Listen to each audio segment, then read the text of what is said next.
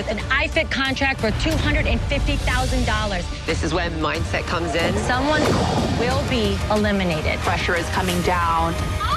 Trainer Games on Prime Video January 8th. Watch the trailer on trainergames.com. Picture this. You're on a date, and then bad breath happens. Confidence gone. Here's the truth. Most gums and mints are just bad breath Band-Aids, but not Zellman's Minty Mouth. The functional breath freshener you swallow. Tiny dual-action capsules with mint on the outside, parsley seed oil inside, clinically tested to fight the toughest offenders, even garlic and onions. It's only available online. Go to Zellmans.com, Zellmins, Zellmans.com, code FRESH for 15% off. Air Comfort Service, heating, cooling, and insulation. Weather. Partly sunny skies and quiet this afternoon, 62. A weak cool front sweeps by tonight, 44. Wednesday, partly to mostly cloudy, 69 degrees. Wednesday night, Christmas Eve, cloudy skies, maybe a sprinkle. That would be about it. And how about 55 for the low? Thursday, Christmas Day, partly sunny at 71. 71 is the record from 1889. This is 97.1 FM Talk. Chief Meteorologist Dave Murray. The Annie Fry Show is sponsored by Air Comfort Service Heating, Cooling, and Insulation. If you need a new furnace, get Carrier Cool Cash rebates and 0% financing so you'll be nice and cozy as the weather turns. For a free estimate on a new heating system, visit aircomfortservice.com. Annie Fry, Ryan Wiggins, Brad Rain. That's us. That's right. Gotta love this American ride. What do you want from me? I'm not America's sweetheart. For goodness sake, kid. Keep your voice down. Your father's listening to the radio. I'm not America's sweetheart. This is the Annie Fry Show on 97.1 FM Talk. Tuesday. It's Tuesday before Christmas, but it's our Christmas show today. Yay! Not our Christmas special, though. Nope, that's tomorrow. That's tomorrow. And we've been working like diligent little elves for, you could say, years on this Christmas special. We hope you'll tune in tomorrow and let us usher you through the Christmas holiday with some really exciting pieces of things we've assembled over the years. So it's a building thing, the Christmas special will be. But we are live today. We are all here. We have gifts to give one another. And the news cycle has, for the most part, cooperated with not really providing anything that's taking over the topic of the show today. Yeah, I would say Hunter Biden gave us a little gift, but aside from Can't that, air it. Yeah, aside from that, He's got a foul mouth, which is shocking. yes, he does. Oh my gosh, listen to that podcast. It was like, ooh, all right. Did you listen to the whole thing? No, but I listened to clips and made sure my kids weren't around. The 10 seconds that Brad just played in here? No, when we dropped the I F-bomb? listened to more of that Sean Yeah. Ryan podcast than that, but Yeah. it was, the hits. This is where I struggle, folks. And when you tune into the Annie Fry Show, I know that all of you who are listening are not all listening for the same things. But do you want to hear Hunter Biden talk about his woes a couple days before Christmas? I bet you don't. I bet most people listening right now are not sitting on the edge of their seat going, what is Hunter Biden up to? But yet here he is. I guess if you get Hunter Biden on a conservative, which Sean Ryan's, I don't know what he is. He is conservative. Mm-hmm. Like his principles they would fall on the conservative side, but I don't feel like he is his intent and purpose is to be a MAGA advocate. He's not a political talk show host. No. So Hunter Biden, since you brought it up, we'll have to talk there. Brad, these better be clean. This one is. This one is. Did you find the other one? Not a clean version yet. Okay. I know it's on Fox. I know they played it on Fox, so maybe we'll go dig it up and just play it from there from before. But Hunter Biden sitting in this room. The room isn't always an ominous room. Sean Ryan's room is set up for visuals. I always find these podcasting studios very, very interesting because these people set up a podcast room that's supposed to look like a cozy room you'd like to be in, but it also looks like if you were there just hanging out in it, you wouldn't be able to touch anything or move. Isn't Sean Ryan's like a mahogany office? It's real classy looking. Well, I'll just throw it up here and we can look at it together because it's like two chairs that are sitting in the middle of the room are the focus. So it's obviously a studio. It's not a room that is functional for other things. It's not like the Charlie Kirk show is set up the way our room is set up in here. Everything we do, yes, we have a podcast. Yes, we have a YouTube channel, of which I would like to take this opportunity to tell you folks that for Christmas from you, I would like 37 more people to subscribe to the YouTube channel. 37. Just 37. 37, by the end Annie. of the show, because that will put us the 37th YouTube subscriber on the Annie Fry Show channel will put us at 13,000. What a great way to end the year. Amazing. Lucky 13. We are communicating here in a radio studio that is built for function of a live radio broadcast. And then the podcast that we create from this is downstream from making sure we do the best possible 3 hours of live radio here. And then, of course, the rest of the lineup using the same studio that we are in. Podcasts are different. There's kind of a cozy, sentimental vibe to each and every different setup that they have. And Sean Ryan's, I think he talks a lot about national security types of things, which makes the super low-lit room mood a little more intense. There's strategic lighting across the room, navy walls, a LED lit liquor cabinet. That seems like it's a Christmas version of right it. behind Hunter Biden. Yeah. Is that always there? That seems new. Hunter, we brought this in for you. The cocaine's off the screen. So Hunter Biden is being asked, and you will see Beautiful Things, the Hunter Biden book, sitting right over his shoulder, so he does have something that he can pitch, which most of these people do. I don't really begrudge him for that. I begrudge him for a lot of other things, but not that. Listen to him talk. Vibrant immigration. But we don't want immigrants that are coming here illegally, draining us of resources, and also and being prioritized above people that are actual literal heroes that are coming home, or that are still recovering from 20 years of endless war, or anybody else in our society, right?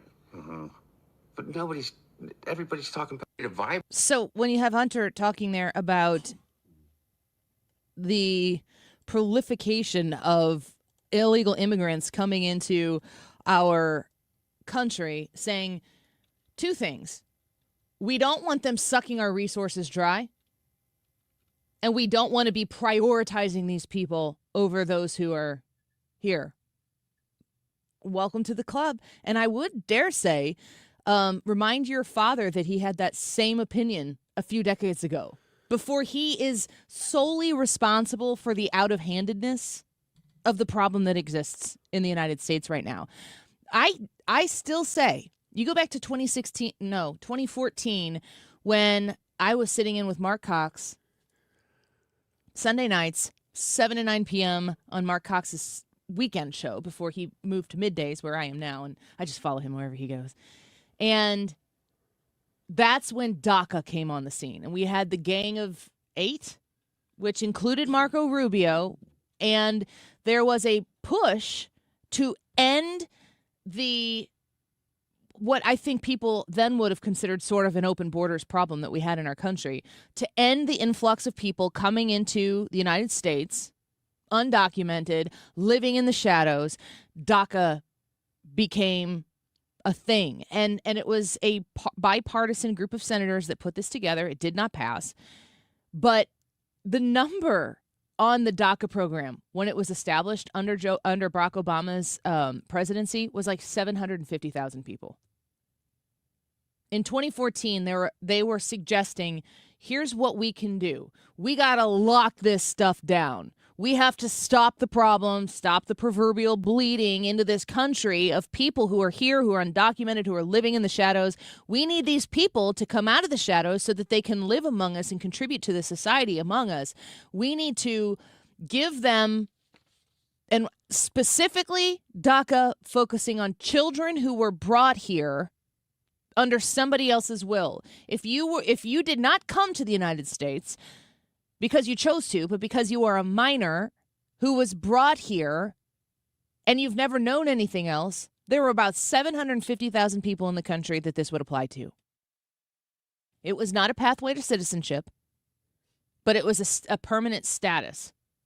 I don't even know if it was a permanent status, but it was a legal status for those people to remain into the country. And of course, that was not agreeable for the Republicans at all. But I, very much so, was looking at this going, what is the alternative? Are you going to round up all 750,000 people and ship them out of this country?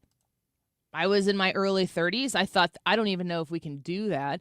And secondly, is that a fair trade for making sure that this problem doesn't continue to get worse?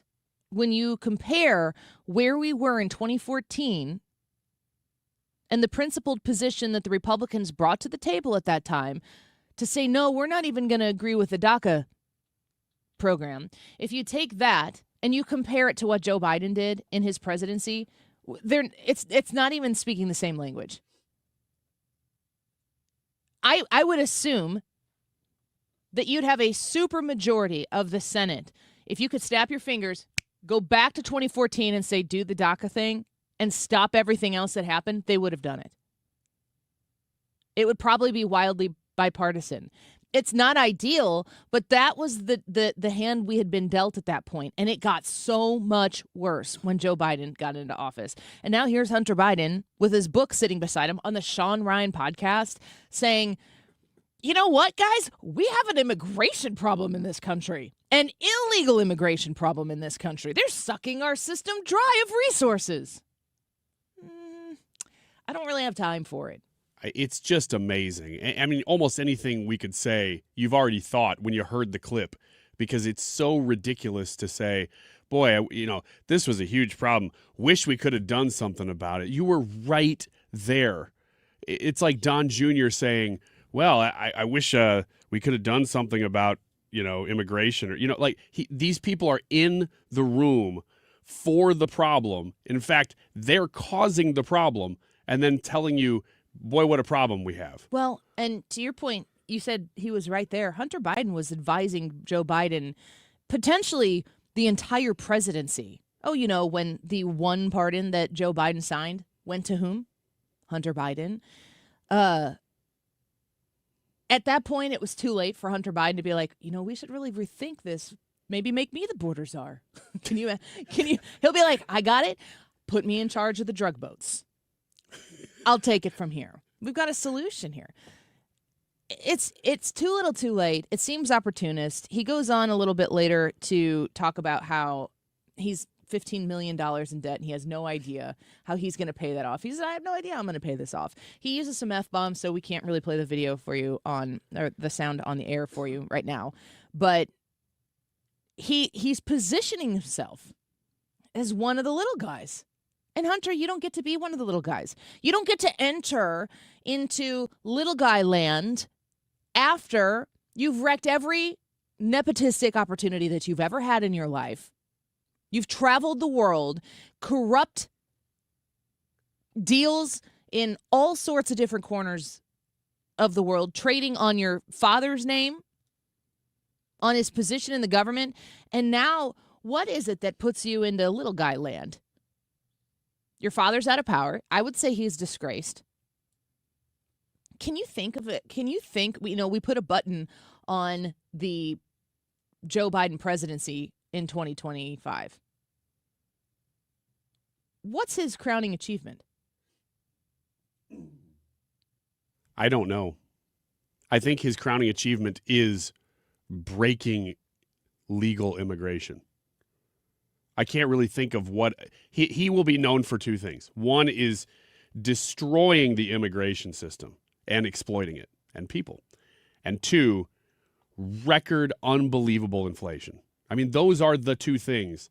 Can you put on your look at it from the other side pants and even come up with anything that they would champion?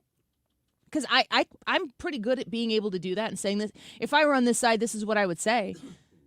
But I can't think of a thing. Well, the strange thing is, depending on if you're just an average Democrat voter or you're part of the very progressive left, you might look at wrecking the immigration system as a positive. So you might say that that was his crowning achievement and like it. But I don't know how you defend inflation. But I know what you're asking. And to answer your question, no, I can't think of anything that even an average leftist voter would say, you know what, he did this, though. Yeah. I don't know what it is. Yeah, you'd think there'd be something. Like, I think that I remember after President Trump was 2-3 years into his first term, my most ardent Democrat supporters, Trump haters, were like, but my 401k, though. Yeah. They could tell you there were things that they appreciated about Donald Trump. No, they didn't appreciate it. They acknowledged. Or just they admitted, relented conceded, yes, the idea that Donald Trump did do a few good things, because who could argue with the Trump economy in his first term before COVID? I think I think we're on the cusp of that again right now.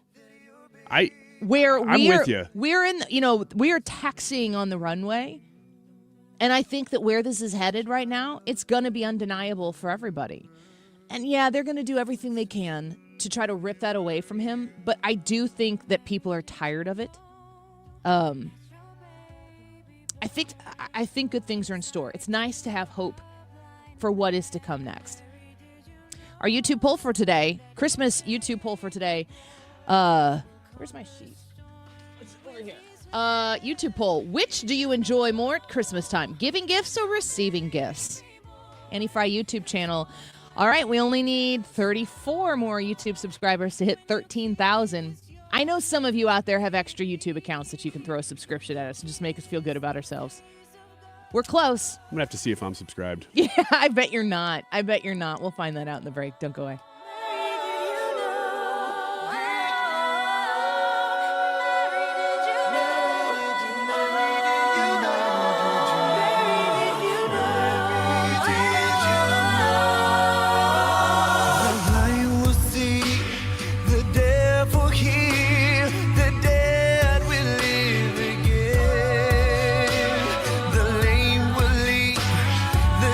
So the Diamond Shop, yes, they are open. Today is the 23rd, and they are open tonight until 7:30 p.m.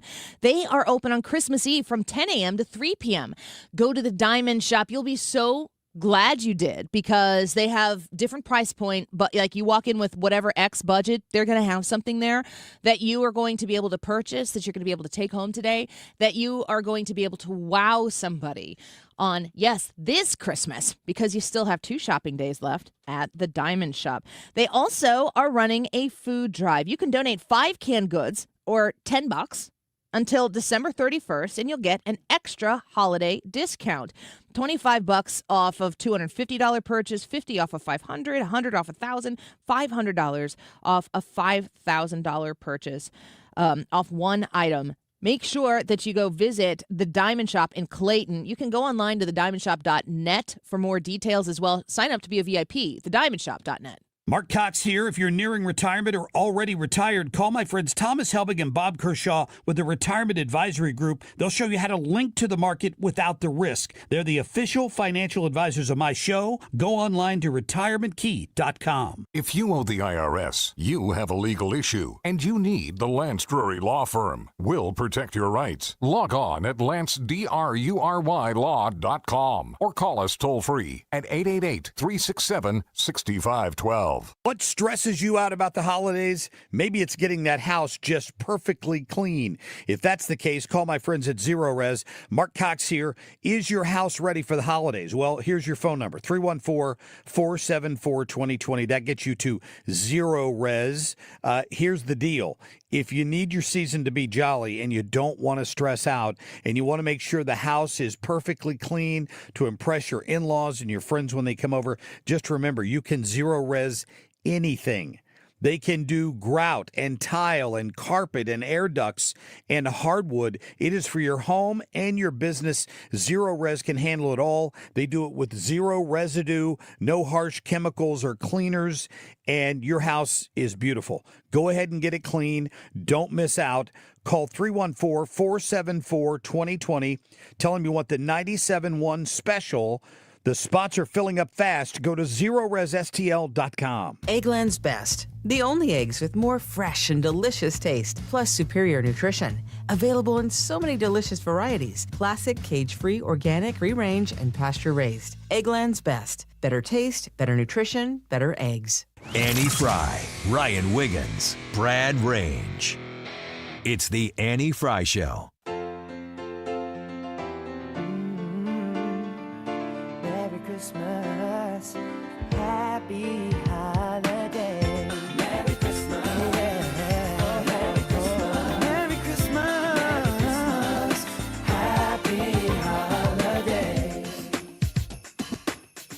fan favorite song for, I think Trisha really likes the song. It kind of makes me mad. Why does it make you mad? Not Trisha.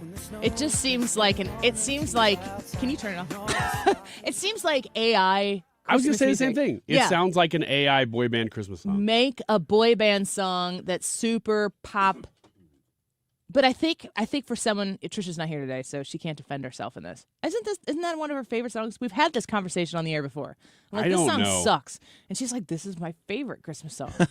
Is it that Message one? me, Trisha. I know that she has one like that. I can't remember if that's the song. Is there another NSYNC Christmas song? I'm sure there's a whole album. But it just doesn't hit me in the feels. Well, it doesn't do anything. That song is the most generic song possible. It's like if you said Merry Christmas and Happy Holidays. Yeah, thank you for doing both. It's like if you just sat down in front of a keyboard and just like hit a button and it started playing the standard song that came with the factory setting. And then you went, song, song, song. This is a song, song, Or, song. No, no, no, no, no, no, no, no. No, no, no, no. Merry Christmas. Yeah. Oh, well. I think an NSYNC Christmas song hits a certain demographic in a sweet spot where it means a lot to you, but it has more to do with where you were and when you were than what it is. I can't believe now when I hear, not that one, but when I hear the big hits from Backstreet Boys and NSYNC, how much I'm like, oh, yeah, okay. Because I did not like those songs when they were out. I had a kind of snobbish affinity for the Backstreet Boys because I thought their music was real. A little more mature than what NSYNC was doing, and because NSYNC to me was more performative, not performative in a negative way, but I don't know. Backstreet Boys would be like super mad about this, but I felt like NSYNC brought pop more and like the dancing and kind of the more. It's edgy, but it's not edgy. It's edgy. It's popular edgy, which is. You had to have more of a refined palate to really enjoy the deep cuts from the Backstreet Let me Boys. put it this way. No. You date NSYNC, you marry Backstreet Boys. All right. Okay. You with me? I am with you. Although I like NSYNC a little bit better. Do you? Yeah, because I like dating around. Kind of a floozy in that way. But when I hear those songs now, it does move me back to the time period, and that's what I enjoy about Nostalgia. it. It's pure nostalgia. Yeah. Because at the time, you wouldn't have caught me dead listening to that music. And now I'm like, oh, hey, bye, bye, bye. You ever see the dance, kids? Kind of fun. Do you know it's bye, bye, bye? And I don't know how that's endured. I mean, that song was just another song. And now here we are 25 years later. Deadpool did do a lot for that. Yeah, I know it was nothing until Deadpool. That's exactly what right. revived it. I just can't believe It's that. never gone away. But that Britney Spears, too. Those songs, they're not anything. She also has never gone away. They're just, like you said before, they're the best versions of just songs. They're just sort of pop songs that exist. And for whatever reason, they've endured. I don't know why. I think that Backstreet Boys had more melodic harmonies, and NSYNC was more of a party atmosphere. I just think I liked the music better of Backstreet Boys. But even saying that, I know that there are people who never come around to where you are right now, where you can appreciate the nostalgia of it, who are just like, Annie has lost any respect that I ever had for her. Trisha messaged me. That is her favorite. It is. That's the one. Trisha, at So least she's listening. just minding my own business, working on paperwork, ears perk up for my favorite Christmas song. At least you're working, Trisha. I'm going to make some people mad right now. Go for it. Dive in head first. Actually, no, cannonball, butt first. There's another, okay, I'm going butt first into this one. There's another genre of music that when I hear it, now I wasn't a teenager, so it doesn't take me back to that era, and I'm like, oh yeah, I remember that. I do remember hearing it for the first time, but I was pretty young. Slow jams? It's hair metal. Oh no. I hear hair metal, when I was in my teens, I freaking hated hair metal. Is and it because of the people who liked it? Because the thing was that it was performative and not music. And now I listen to it and I go, oh, it's kind of fun. And I've gotten past it completely. I enjoy you were a it. snob about that. I was a snob about my pop. Yeah. And you were a snob of that. Brad, what were you a snob about? Yeah, everything else. Okay. I don't know, man. I just really didn't listen to music too much whenever I was in high school or anything like that. I just never. You're the exact opposite of every girl in high school who you'd ask, at least at the time, you go, what kind of music you like? I just like everything. I'll take that as a compliment. You're not like a high school girl. That's a win in my book. I don't know. You're squinting like you don't know what I'm talking about. Back when I was dating in high school and college, sometimes you'd ask a girl, oh, what kind of music you like? Because that kind of, it was a hobby. But they did. See if you connected. And they go, oh, I just like everything. And I'm like, but they did. Come on. Like, girls liked a variety whenever I was in school. They would listen to some country. They'd listen to some pop. They'd listen to some rock and roll. Not like the hard stuff or not extreme on anything, but they definitely liked the plethora of music. That's true. I want them to pick a lane. They weren't snobby like you. That's also true. That's why I didn't date them. Go on. I want to learn more about high school girls from you two. Brad, who said he doesn't listen to music and didn't date in high school, and you, who are like, the hottest girl in school is so into me. I just know it. Yeah, I haven't talked to her, but I'm sure she likes me. That did happen. You're so no, that's a fact. Both of those are true statements. What? I was just saying, him and I are just so true. polar opposite. We saw the same situation. I went, no way she's interested. And he's like, definitely wants me. Yeah, I mean, I didn't know for sure, but I figured probably somewhere deep down she liked me in some way.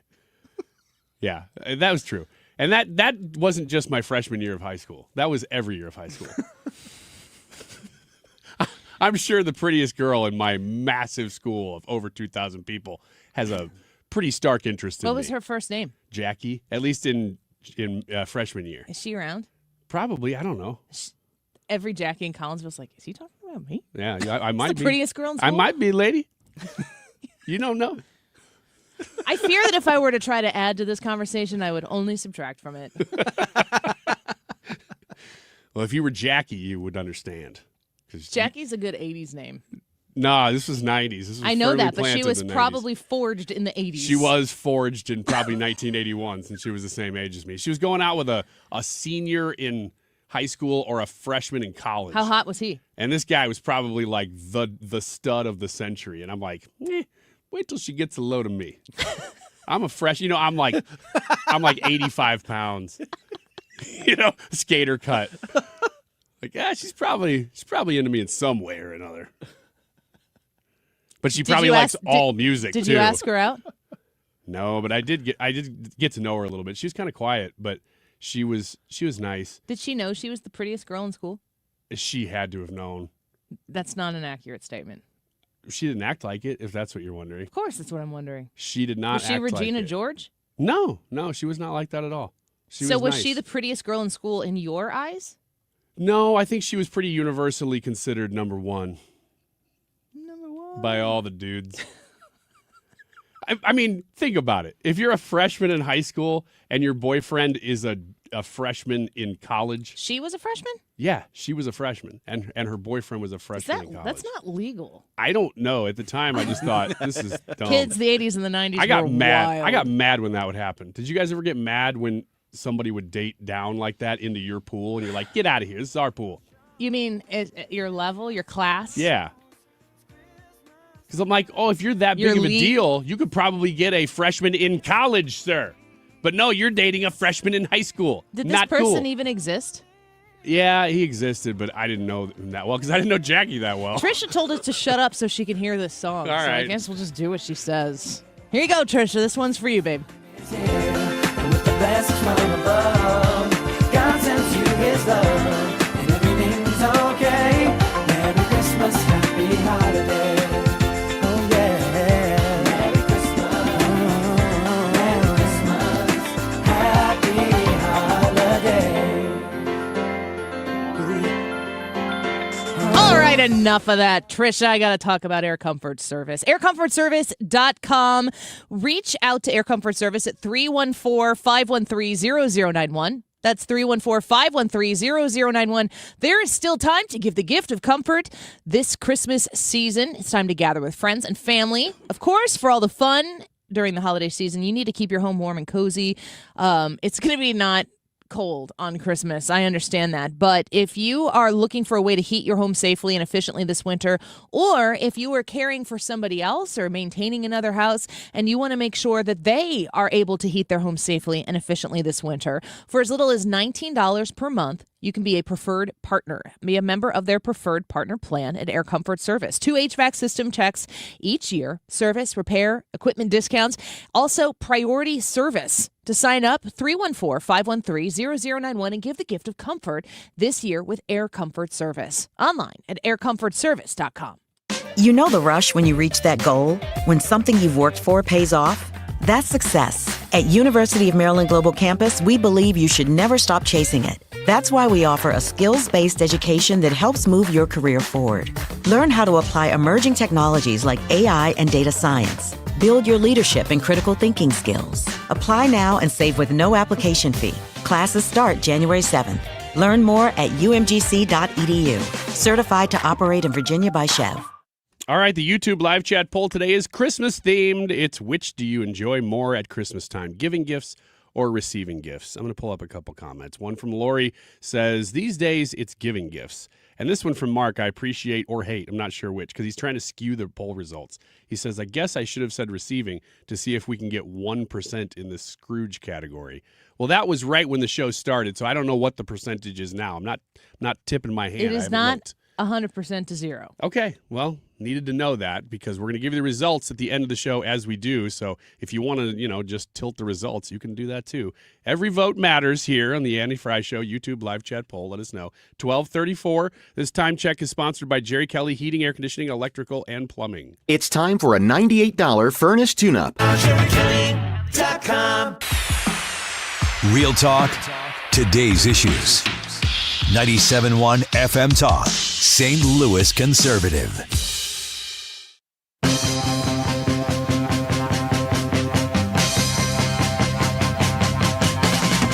Santa Claus is coming to town.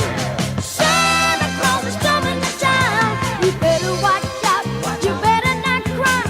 Better not In the 1 o'clock hour, we're going to start it off with some of the hit stories of 2025. So stick around for that and leave us a comment or two in the Annie Fry YouTube chat if they're like, what do you think the big stories of 2025 will be? We talked a little bit about this yesterday, but the stories that have staying power that are going to influence what happens in 2026. We'd love to hear your thoughts on that. Also, as Ryan just mentioned, which do you enjoy more at Christmas time, giving gifts or receiving gifts? Go to the Annie Fry YouTube channel and vote. You can text us today. I'm just going to open the text line to whatever people want to text us. How's that? Nope. 314-241-9797. 314-241-9797. You can really just send Christmas wishes and just know that at 314-241-9797, we have, for some reason that I have yet to discover, given that responsibility to read them to Ryan. So he gets to profile and read them first. So if you want to get your text on the air to 314-241-9797, make it one that Ryan can't not read. Also, Christmas wishes get stitches. You know what they say. Yeah, that is what they say. Also, just to throw out another little plug here, 31 more subscribers till we get to 13,000 on the Annie Fry Show YouTube page, which is quite a milestone. And to be here right before Christmas, what a gift that you could give yourself, really, by subscribing to the Annie Fry Show YouTube page. I'm afraid you've oversold it. Yeah, I think I overshot. Man, it's the old man yap. Yep. Yep. There's about 3 syllables in that yap. Yep. You got to say each different letter. Yep. Here's more from Hunter Biden on Sean Ryan's podcast. This is just such a trip to listen to him. He's really had some thoughts and some time to reflect. I assume that anybody that's running for president, if they could fix the immigration issue, would try to fix the immigration issue. Because we need immigration. We need a vibrant immigration. But we don't want immigrants that are coming here illegally, draining us of resources and being prioritized above people that are actual literal heroes.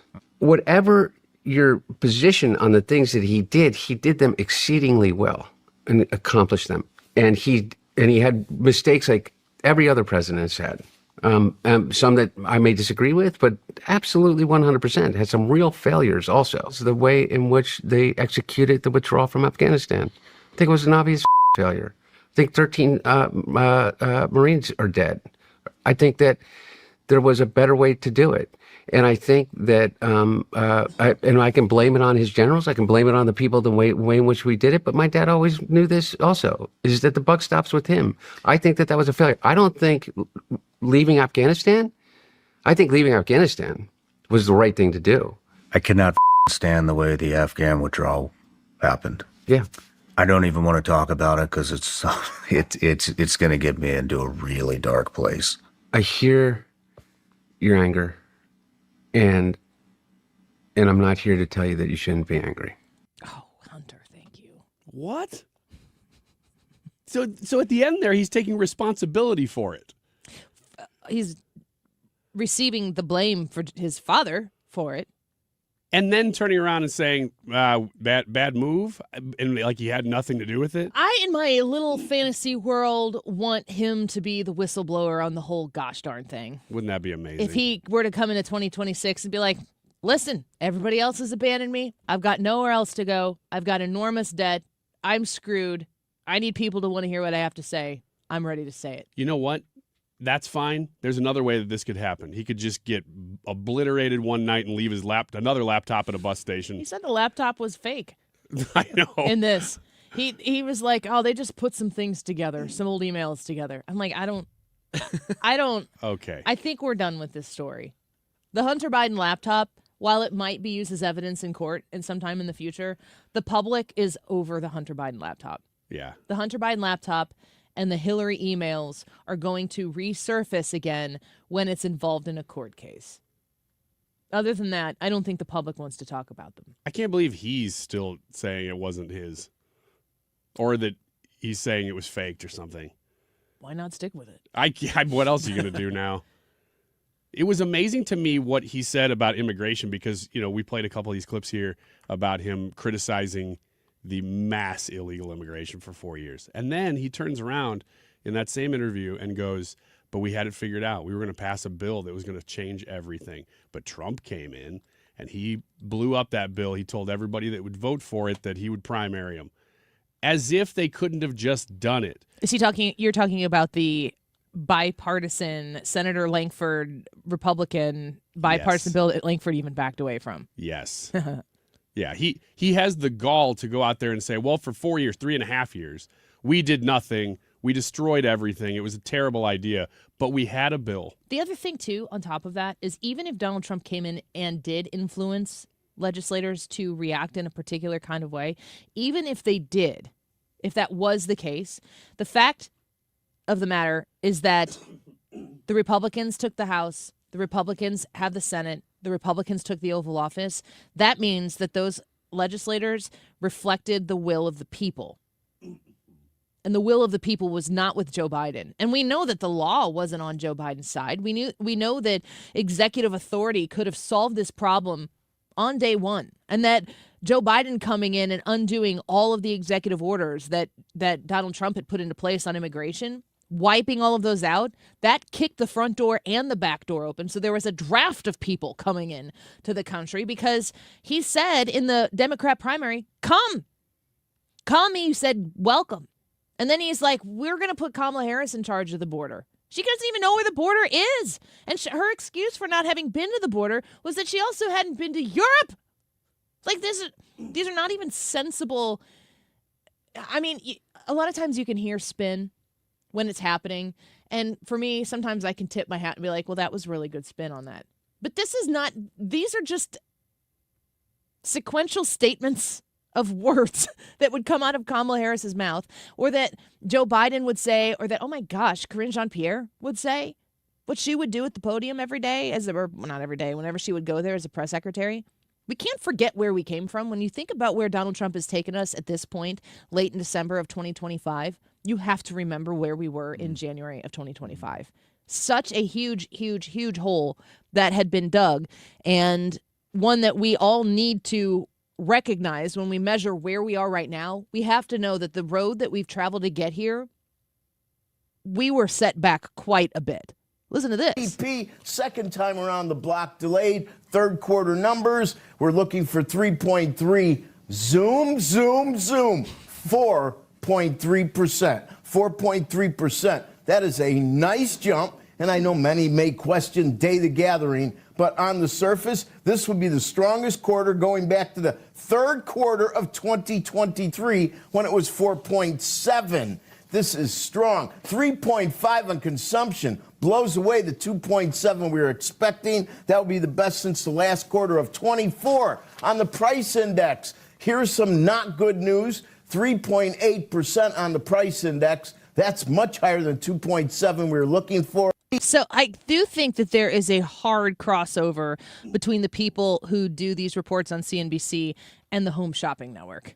It feels the same to me. If I were in the kitchen baking Christmas cookies with my daughter and that was on, I would not know if it were the Home Shopping Network or CNBC. Yeah, CNBC The going, Fox look at this Business katana Report. blade. Yeah. You're not going to believe this katana blade. What does that cost? Only $109.99. You got to be Coming kidding in me. at 10% sharper than Oh, the last ouch. katana Oh, blade. Odell. Holy cow! Oh, that one really got me, Odell. Look at this Shaquille O'Neal rookie card. Can you believe this? 1993. That's in mint condition. I'm not stopping you. CNBC. Keep going. I didn't know you had the skill. I didn't either. Don't say. Most of your skills, I think you've developed and encountered live on the radio. They happen in real time. Yeah. A couple messages I want to read from our text line. And they're just very nice and just want to shout out. 314-241-9797 if you want to send the show or just strictly Ryan a message. Wishing the Annie Fry team the best Christmas. Appreciate your knowledge, humor, and passion. #fan. Radio kids, love you guys. Merry Christmas. Here's one from Rebecca. She says, Merry Christmas, wonderful New Year to all from Rebecca in Warrenton. You're so loved and appreciated. And last one, really quick. I will follow the YouTube channel if Annie says Ryan is the funniest person alive. Ryan is the funniest person alive. How many away are we now? People are unsubscribing. Oh, no. Don't do this. No, that's not true. 25 away. Yay. Keep going. Yeah, we only need 25 more people to get to the Annie Fry YouTube channel and subscribe to push us over 13,000. If you join us in the live, we've got the ticker up there. It's a live tracker, which means if you unsubscribe, it will go down. Don't do that. That always happens when we do this. It's almost Christmas. We're so close to 13,000. Weekends America, most popular Christmas gifts of 2025, the YouTube poll. Which do you enjoy more? Christmastime giving gifts or receiving gifts? Go vote. Weekends America next. Santa Claus is coming to town. Oh yeah, Santa Claus is coming to town. Santa Claus is coming to town.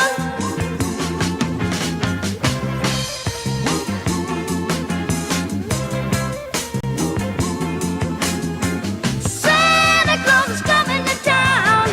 Santa Claus is coming to town. Santa Claus is Home Shield FoundationRepairs.com. Get yourself a non-leaky basement for Christmas this year. If you've got water seeping into that basement, you have a problem, and your problem will over time get worse. The question is, one day it's going to get way worse and way more expensive.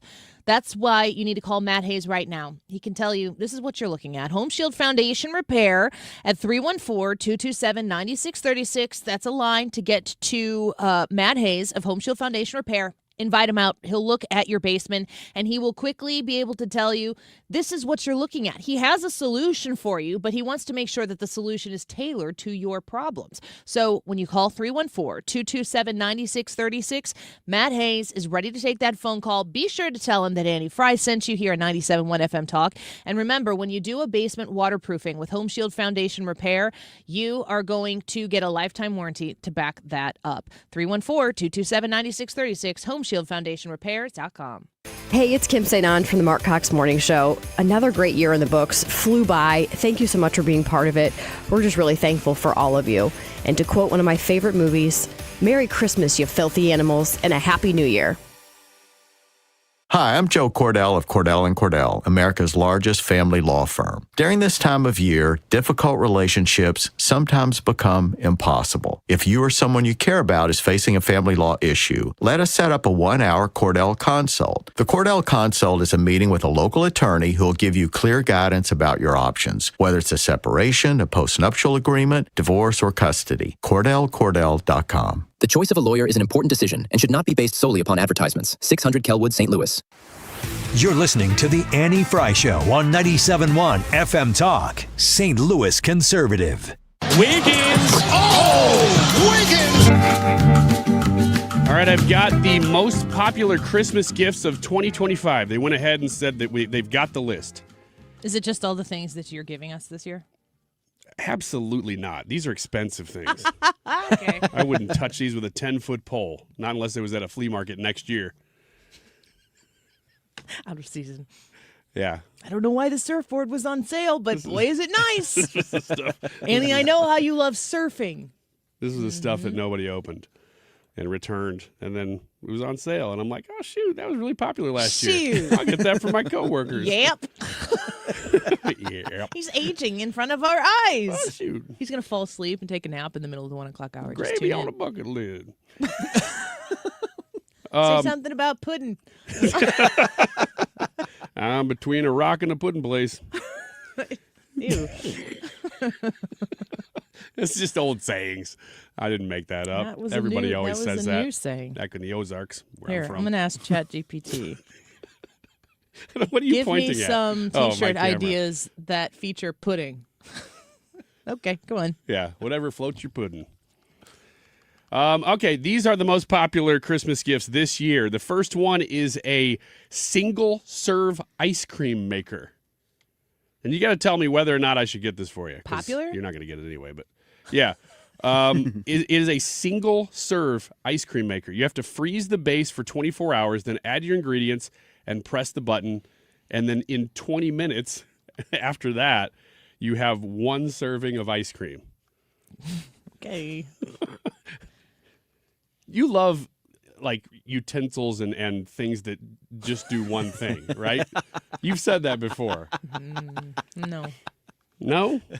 No. All right. You love utensils.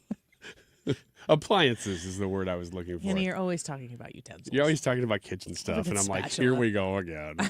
Oh, the Annie Fry Show. Oh. Got the vapors. All right, the next one is a towel warmer, which sounds a little goofy, but don't knock it until you I try think it. that would be cool. I do too. I don't have one, but a towel warmer does sound pretty nice. Nice, warm wrap when you get out of the shower. All right. No? Yeah. No? It's just like I'm fortunate to have a towel when I get out of the shower because I hang my towel up. Do I get to keep that towel? I do not. It's thieved from me. You're fortunate to have a towel because people in your house are using them and moving them around.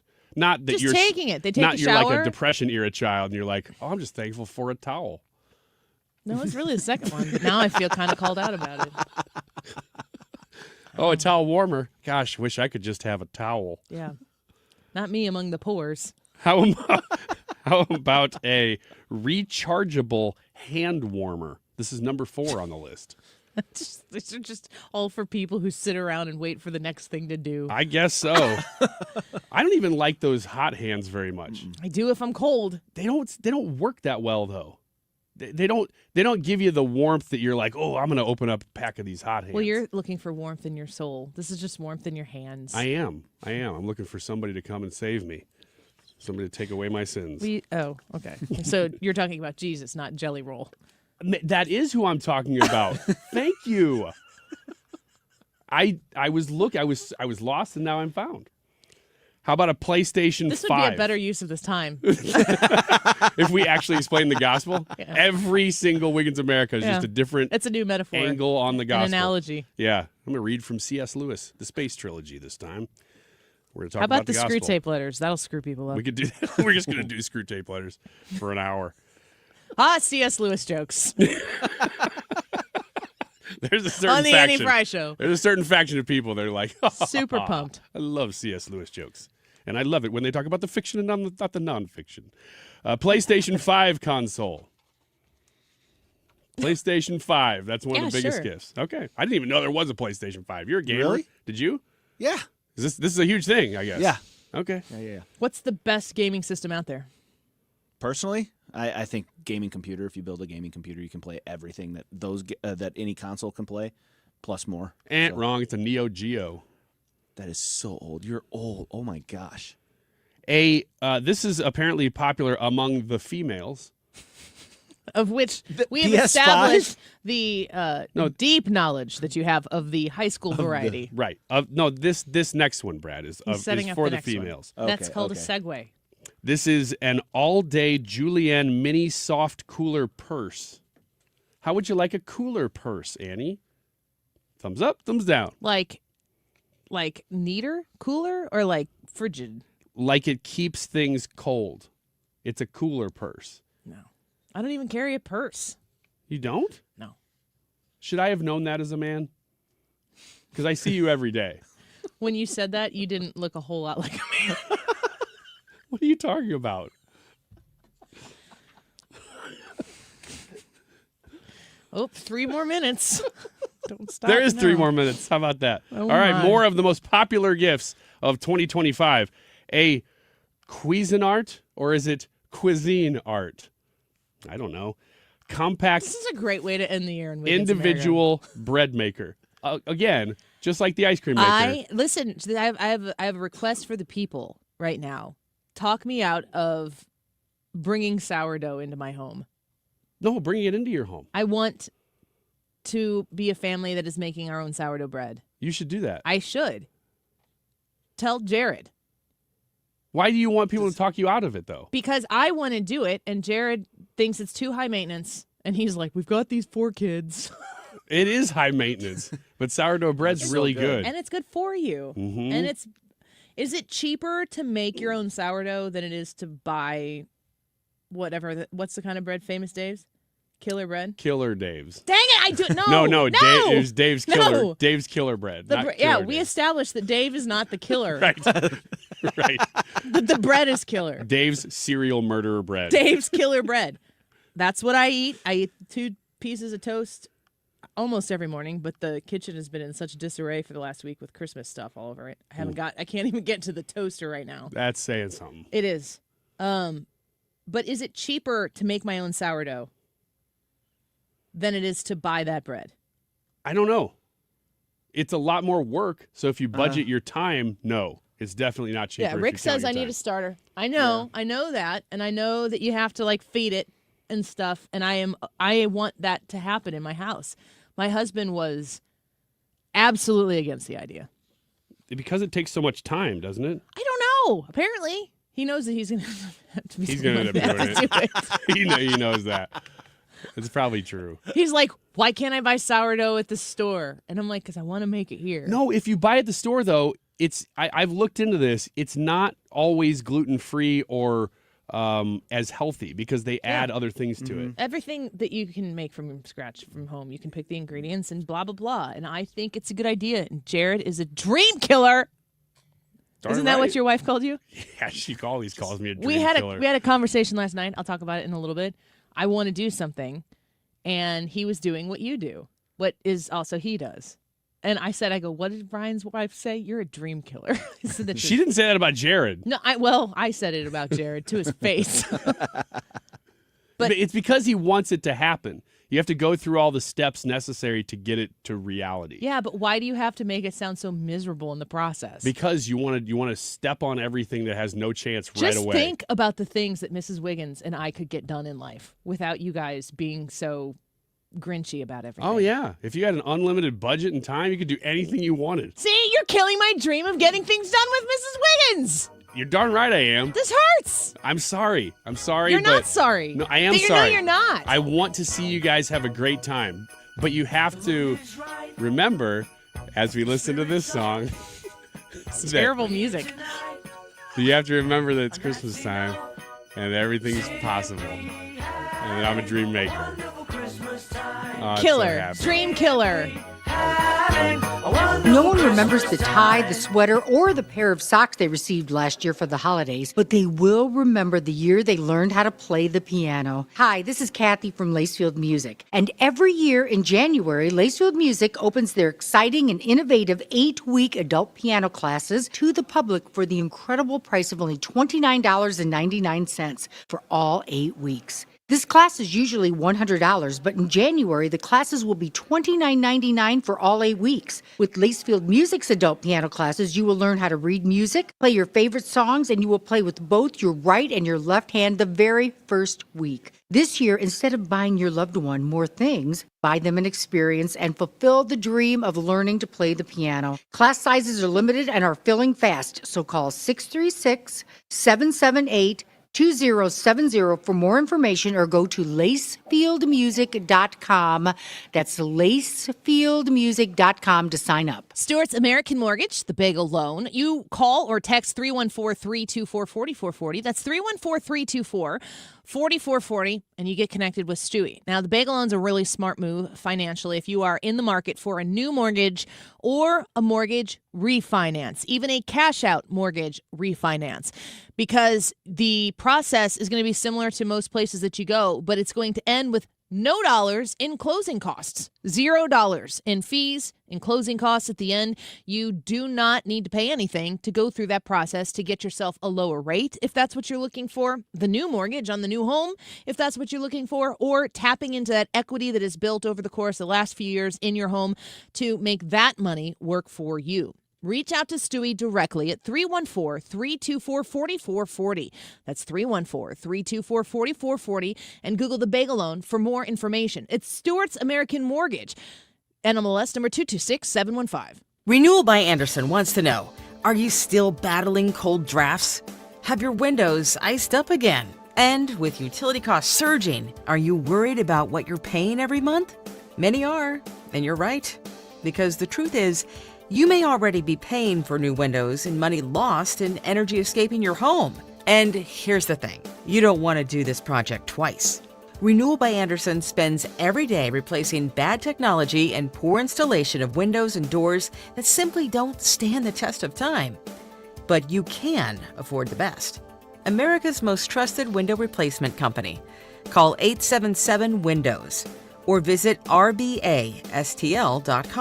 to learn about our December savings event happening now. That's 877-WINDOWS or rbastl.com. Renewal by Andersen. Superior products, exceptional service.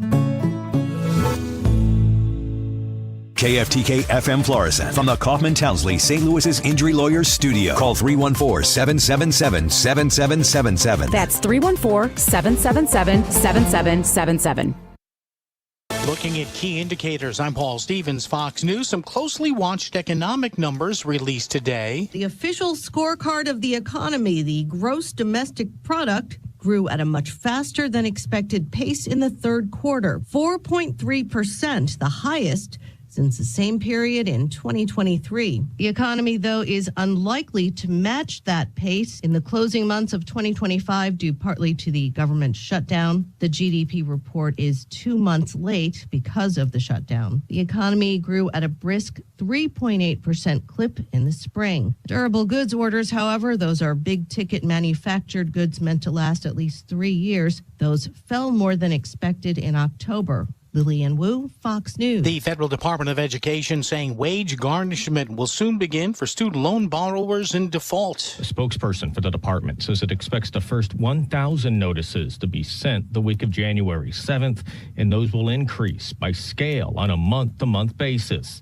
The spokesperson adds all collections are required by federal law and are only conducted after student and parent borrowers have been provided sufficient opportunity to repay their loans. Fox's Jared Halpern in Washington. Residents of Southern California being warned about heavy incoming rain, strong winds, and thunderstorms throughout Christmas week. Fox Weather's Brandon Campbell in San Francisco. South in Los Angeles, they are giving out sandbags as they are really across much of California. Residents were seen bagging up those sandbag getting ready, because in some of those areas in Los Angeles, the burn scar areas, they have to prepare for potential evacuations as they are susceptible to potential landslides or rock slides. And officials say police and firefighters have already performed many multiple water rescues.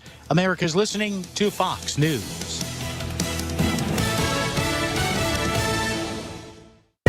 10 athletes will face the toughest job interview in fitness that will push past physical and mental breaking points. You are the fittest of the fit. Only one of you will leave here with an iFit contract for $250,000. This is when mindset comes in. Someone will be eliminated. Pressure is coming down. Trainer Games on Prime Video January 8th. Watch the trailer on trainergames.com. Picture this, you're on a date, and then bad breath happens. Confidence gone. Here's the truth. Most gums and mints are just bad breath Band-Aids, but not Zellman's Minty Mouth. The functional breath freshener you swallow. Tiny dual-action capsules with mint on the outside, parsley seed oil inside, clinically tested to fight the toughest offenders, even garlic and onions. It's only available online. Go to Zellmans.com, Zelmins, Zellmans.com, code FRESH for 15% off. Air Comfort Service, heating, cooling, and insulation. Weather. Partly sunny skies and quiet this afternoon, 62. A weak cool front sweeps by tonight, 44. Wednesday, partly to mostly cloudy, 69 degrees. Wednesday night, Christmas Eve, cloudy skies, maybe a sprinkle. That would be about it. And how about 55 for the low? Thursday, Christmas Day, partly sunny at 71. 71 is the record from 1889. This is 97.1 FM Talk. Chief Meteorologist Dave Murray. The Annie Fry Show is sponsored by Air Comfort Service Heating, Cooling, and Insulation. Air Comfort Service is celebrating 56 years of residential and commercial service, maintenance and installation, and heating and cooling systems. Get in your comfort zone. AirComfortService.com. Annie Fry, Ryan Wiggins, Brad Rain. That's us. That's right. Gotta love this American ride. What do you want from me? I'm not America's sweetheart. For goodness sake, kid. Keep your voice down. Your father's listening to the radio. I'm not America's sweetheart. This is the Annie Fry Show on 97.1 FM Talk. Welcome back. It's a couple days before Christmas, and we are excited to be with you. Today is our last full show together live, but we will have live shows throughout the course of the remainder of the year. So keep it right here with us. Also, subscribe to the YouTube channel. We're very close, Ryan, to 13,000, which is our goal. What's the number? 12,984. We just need 16 more subscribers. 16. We could do this. We could do this right now. We started the show at what, 34? 37. 37. So Yes. now we need 16. It's happening fast. Yep. So come to the Annie Fry YouTube channel and subscribe. That is the Christmas wish that I have for today here as we wrap up an interesting 2025. You can also text the show if you want. You can text us whatever, 314-241-9797. You said you have some texts. All right, this one just came in. It says, I just made some sourdough yesterday. 5 minutes in the mixer, 6 hours to rise, 45 minutes in the oven. That's a process. Say that again. So 5 minutes in the mixer, 6 hours to rise, 45 minutes in the oven. But don't you have to pull some out so you can keep making it? I don't know. I assume that's part of the process. This one says, wishing all of you and your families a very Merry Christmas and a Happy New Year from the Balls Nation. Balls Nation. Hi, Balls. Much love to each of you on the AFS. Hi, Balls. And then, how about this one? Just subscribed. Wow, Ryan is not as needy looking as I thought. That's for me. Hang on, because one came in right after that from the same number. It says, wait, Ryan is not as nerdy looking as I thought. Stupid autocorrect. Comment on the rest of us. We'll get Ethan in here. You can tell us what you think about him. You should just have people comment on your looks, Ryan. That's fine. I can handle that. You can get a taste of what I get in my Facebook inbox and Instagram. People constantly commenting on my looks? Not on yours. Oh, you got to have some pretty thick skin, don't you? Yes, I do. That's rough. That's rough. Do people call you nerdy, though? Mm-mm. Or needy? Mm-mm. Either way? No. I guess I sound nerdy. Do I sound nerdy, Brad? A little bit. If somebody, if you were to receive messages let's just say weekly, about your looks, would it bother you? Not necessarily in a bad way, but in a mixed bag. So some are positive, some are negative. I would think it was a little weird as a guy that people were commenting on it looks that much. But I don't know what I'd think of it because it just doesn't really happen. We are up to 12,990, just 10 more, and we are going to be over 13 or at 13,000. Did you have any more comments you wanted to read? No. Okay. Let's get to some of the stories that we think are going to be big carryover stories, or maybe even some ones that we kind of thought, big stories that happened this year, but we're going to materialize in one way or the other. I will say there are a couple on this list that I remember vividly, like being in here, these stories happening, and watching the story unfold in the moment, because some of these stories are just like kind of political news stories. Other ones look a little bit like in big trouble. Can I Wait answer? a minute. No. You've done a lot of talking. Your country is in big trouble. I know. You're not winning. I know. You're not winning this. You have a damn good chance of coming out okay because of us. Mr. President, we are staying in our country, staying strong from the very beginning of the war. We've been alone, and we are thankful. I said thanks you haven't in been this alone. cabinet, You and haven't not been only alone. in this cabinet. We gave you, through I this said stupid president, $350 billion. You voted we gave for you your military president. equipment, You and you voted men for are your brave, president. but they had to use our military. What about West? If you didn't have You our invited military me- equipment, You invited if me you to didn't speak- have our military equipment, this war would have been over in 2 weeks. So you've got Zelensky there. I think that is where the Rubio photo that is kind of the viral gif where he's sitting and slouched back on the couch in the Oval Office, and it's like, oh, well, yes, now Marco Rubio has to coach Ole Miss or something like that. Mm-hmm. I think it came from the Zelensky-Trump blow-up. Do you remember when that happened? I couldn't tell you the date, but I remember all of that very well. But do you, like, if you were to pin it on a month? June? February 28th. It was that quick? That quick. That's how fast the news cycle was moving when President Trump got into office. Things were going so quickly that within 5 weeks of his inauguration, he's got Zelensky in his office telling him to be more grateful. Wow. Hearing that now, hearing it then, it was like, ooh, this is big news. And, you're in the midst of the negotiations between Russia and Ukraine. He wants to end the war. He still wants to end the war. But hearing it now, I am so thankful that he did that, because more and more and more reports have come out. They were already before that meeting too, but they've continued to come out of how much freaking waste, fraud, corruption, laundering of that money has taken place under Zelensky, and he knows it. It was kind of the way you did things.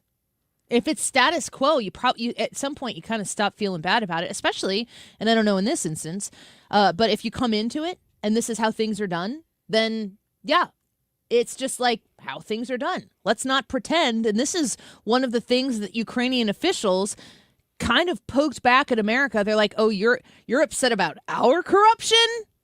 Have you looked in the mirror? And we have taken a little bit of a look in the mirror this year, and we're like, oh, not so great. Mm-hmm. But don't be sending American tax dollars over to Ukraine without being judicious with it. And also, you want to see Zelensky understand his proximity to the generosity of who? The American taxpayer. Not Donald Trump, not Joe Biden, not Republicans, not Democrats, the American taxpayer. And for once in my lifetime, I'm seeing a president who has respect for the American taxpayer. Mm-hmm. I'm a happy camper about that. Speaking of President Trump's inauguration, we'd be remiss if we didn't revisit. And I've learned a lot along the way. The journey to reclaim our republic has not been an easy one, that I can tell you. Those who wish to stop our cause have tried to take my freedom and indeed to take my life. Just a few months ago in a beautiful Pennsylvania field, an assassin's bullet ripped through my ear. But I felt then, and believe even more so now, that my life was saved for a reason. I was saved by God to make America great again.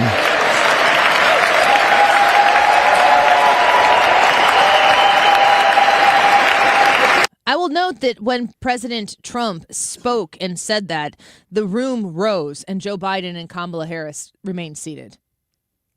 I still want to know what Barron Trump said to Joe Biden. That is a video that has been repeated over time. He walks over to Joe Biden. Joe Biden's got his half smirk, kind of like, where am I? Look on his face. Barron Trump walks over, leans behind Joe Biden's face, whispers something, and Joe Biden's facial expression completely turns on a dime. And he doesn't, I'm not going to say he looks scared, although he could have been scared. He didn't necessarily, he could have looked confused, but I don't know if he was confused or if he was concerned.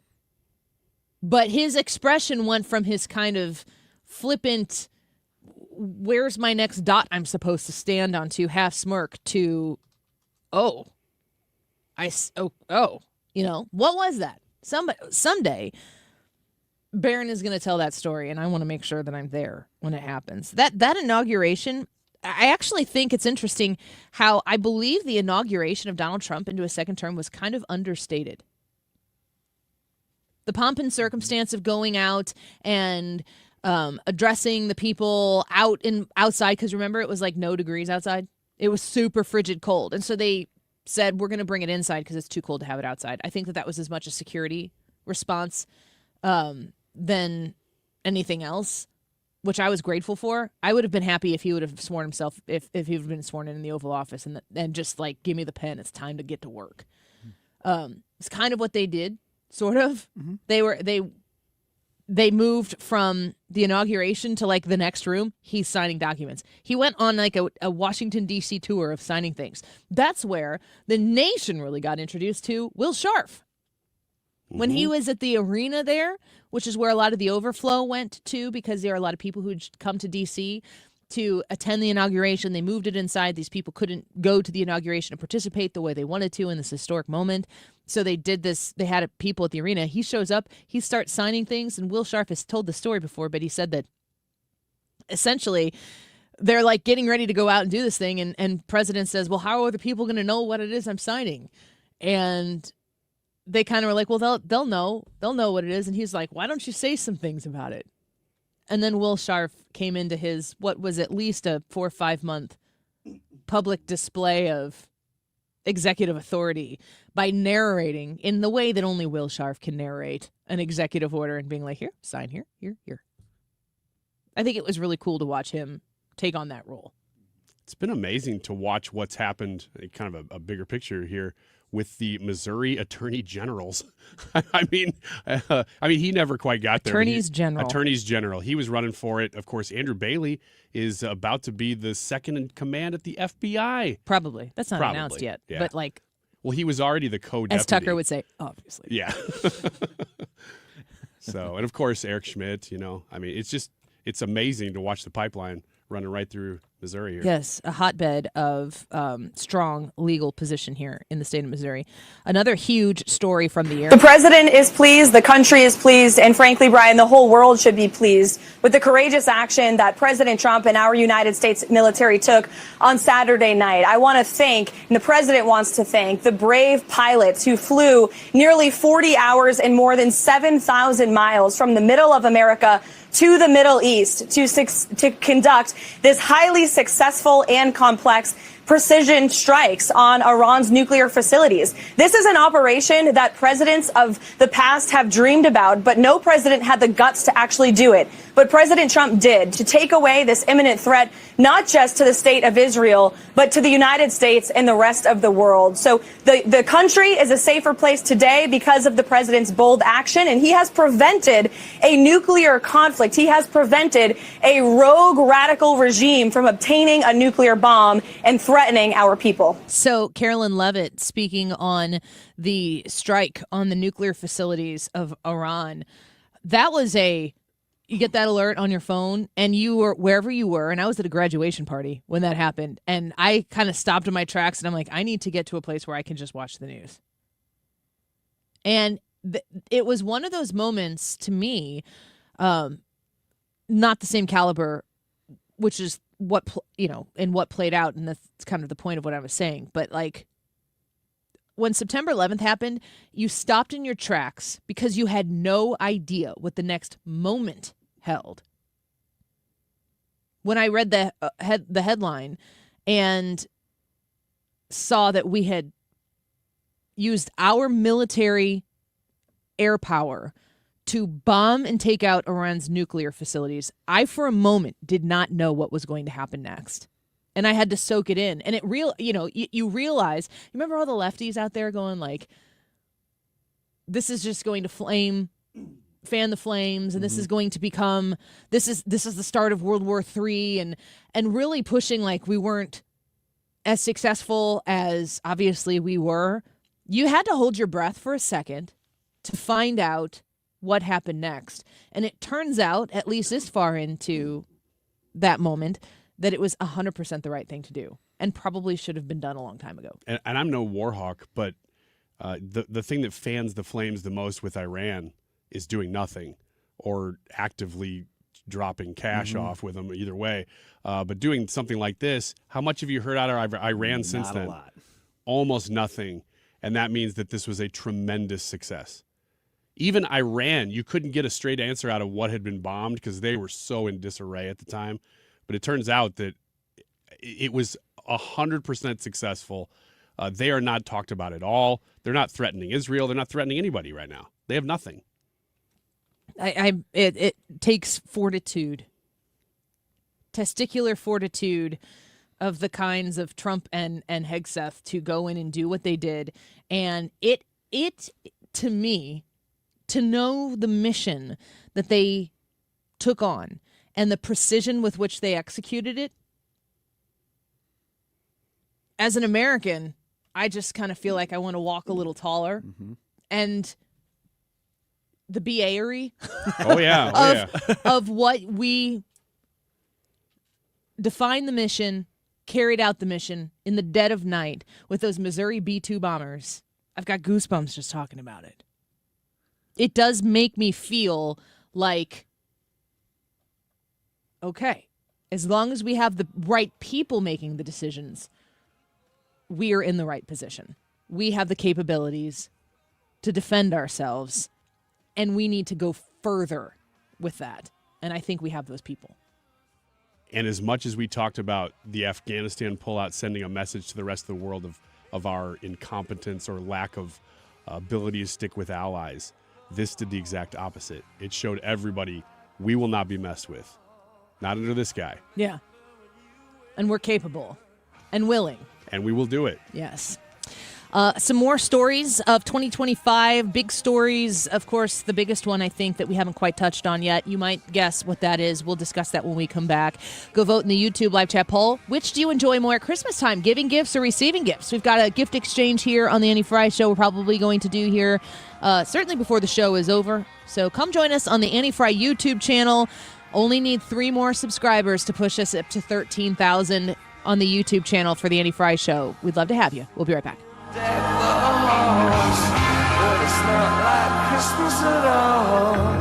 When you're approaching retirement, there are a lot of questions to answer. Do you have enough money to fund your income for life? How should you claim Social Security? And what's your plan for health care and long-term care? Hi, I'm Eric Robert, Director of Investments with the ClearPath Wealth Management Group at Stifel and host of On the Money Saturday mornings at 11 on 97.1 FM Talk. Don't leave your retirement to chance. It's crucial to understand and address relevant risks before you retire. Our team can help you get organized, guide you through critical retirement decisions, and create an investment portfolio designed around your needs. To schedule your free retirement plan consultation, go to clearpathinvesting.com. That's clearpathinvesting.com. Or call us at 636-695-2650. That's clearpathinvesting.com or 636-695-2650. Stifel Nicholas and Company Incorporated, member SIPC and NYSE. Hey, it's Mark Cox. Can you believe it's already the holiday season?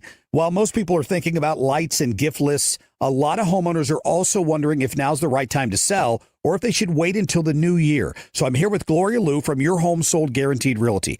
Gloria, what should sellers be thinking about right now? Great question. Even during the holidays, serious buyers are still out there, and with fewer homes on the market, sellers actually face less competition. When we get into the new year, listings start to spike and competition rises. But that's never a problem for my clients because I guarantee to sell your home at your price and time frame, or I will buy it myself. Whether you want to move now or after the holidays, we'll make it smooth and stress-free. That's why Gloria Lou's the trusted choice for St. Louis home sellers. Call 314-325-6888 or visit GloriaHasTheBuyers.com. From all of us, happy holidays, and here's to your next move being your best one. Gloria and seller must agree on price and possession date. This holiday season, when you get them STIHL, batteries are included. Buy select battery tool sets and get a free extra battery. Visit STIHLUSA.com for gift ideas and seasonal savings. Happy holidays from STIHL. Offer valid for a limited time only at participating dealers while supplies last. With conviction and clarity, The Annie Fry Show on 97.1 FM Talk, St. Louis Conservative.